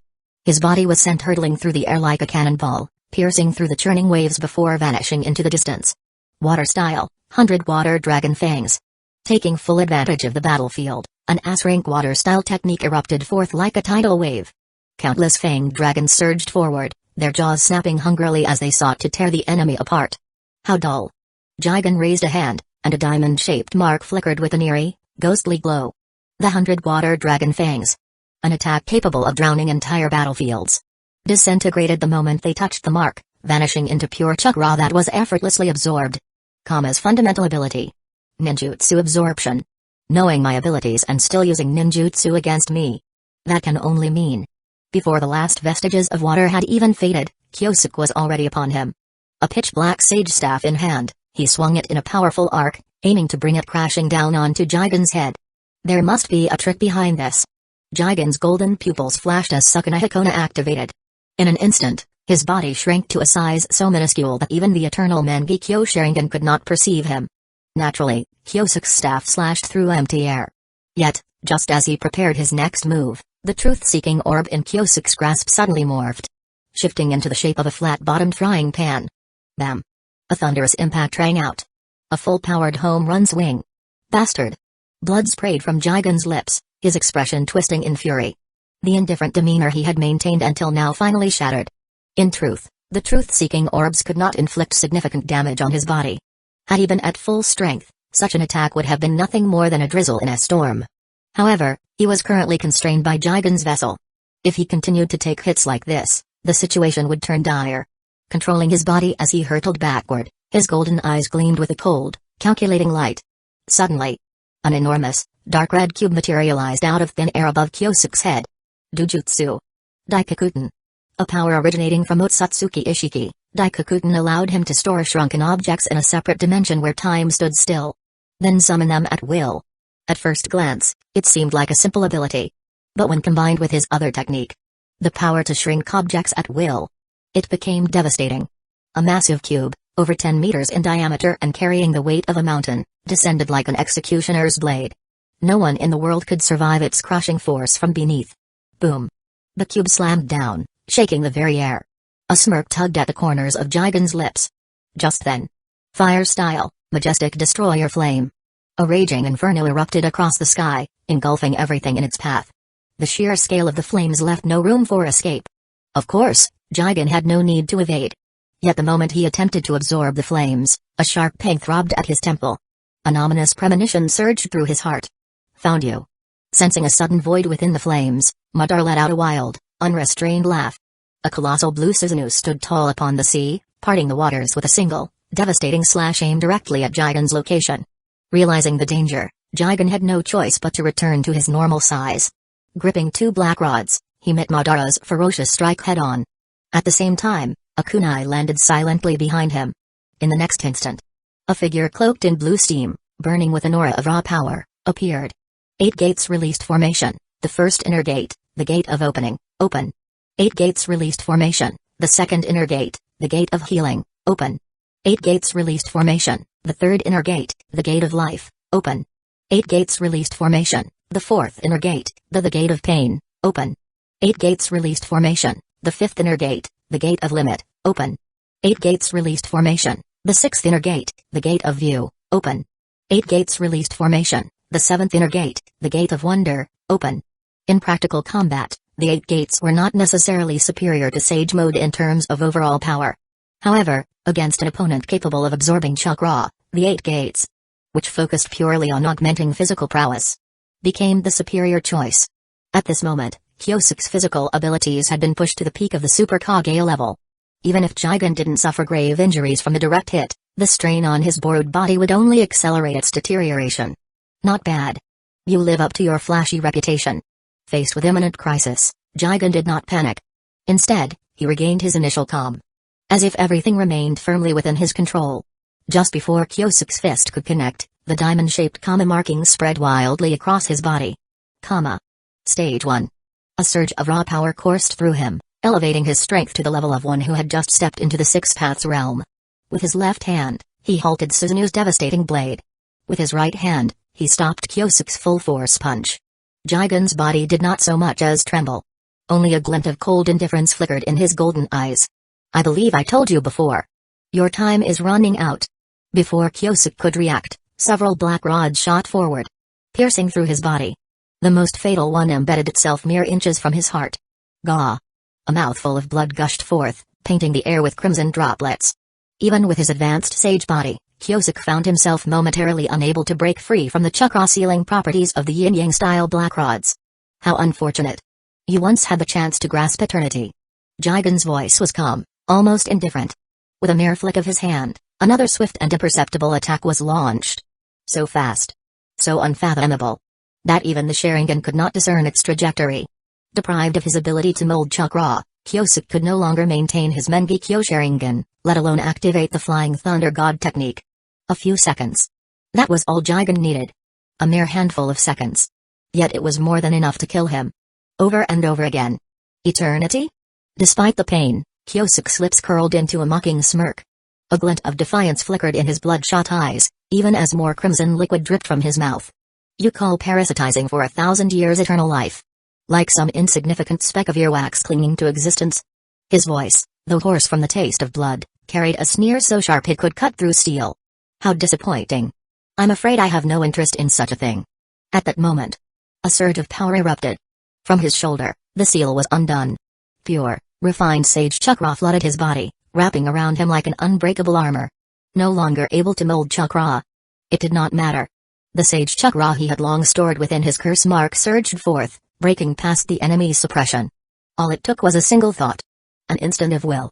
To unlock it. A sharp, crystalline sound rang out. Ding. Ding. Ding. The black rods impaling his body trembled. Then, as if repelled by an invisible force, they were forcibly expelled. More importantly, his ability to gather chakra had been restored. His eternal Mengekyo Sharingan opened once more. His reversal time Dujutsu activated. And the black rods that had pierced him began to retreat, reversing to the moment before they had struck. With the activation of his left eye's Dujutsu. End. Kyosuke enveloped himself in a powerful temporal barrier. At this moment, nothing could come into contact with his body. Had the enemy used a different technique, End might not have been so effective. But Jigen's shrinking rods, due to their limited mass, were perfectly susceptible to Kyosuke's time-based power.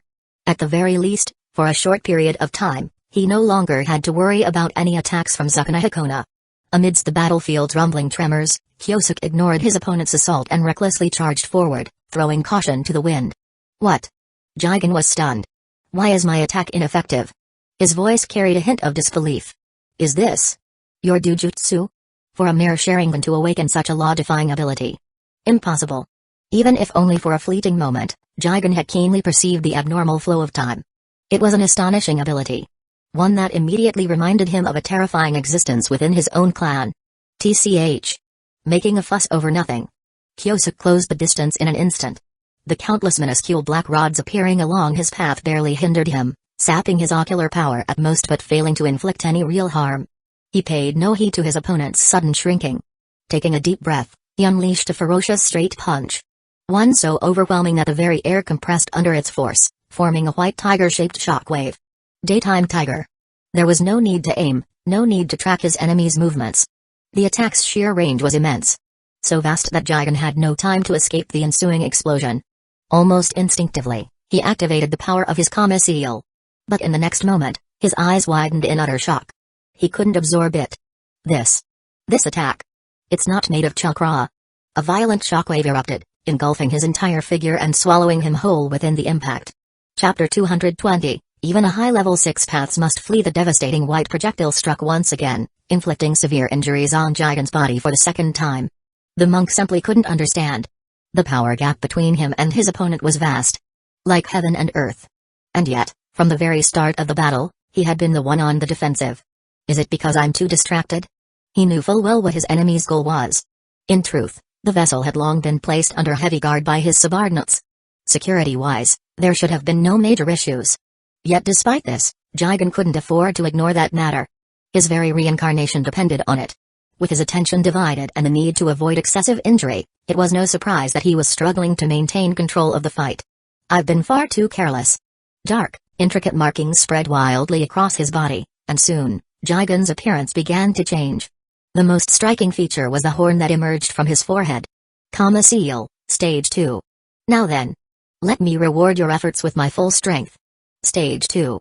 An advanced transformation brought on by the Kama seal allowed Jigen to tap deeper into the power of Otsutsuki Ishiki. His strength surged from the early stages of six paths to the peak of that power.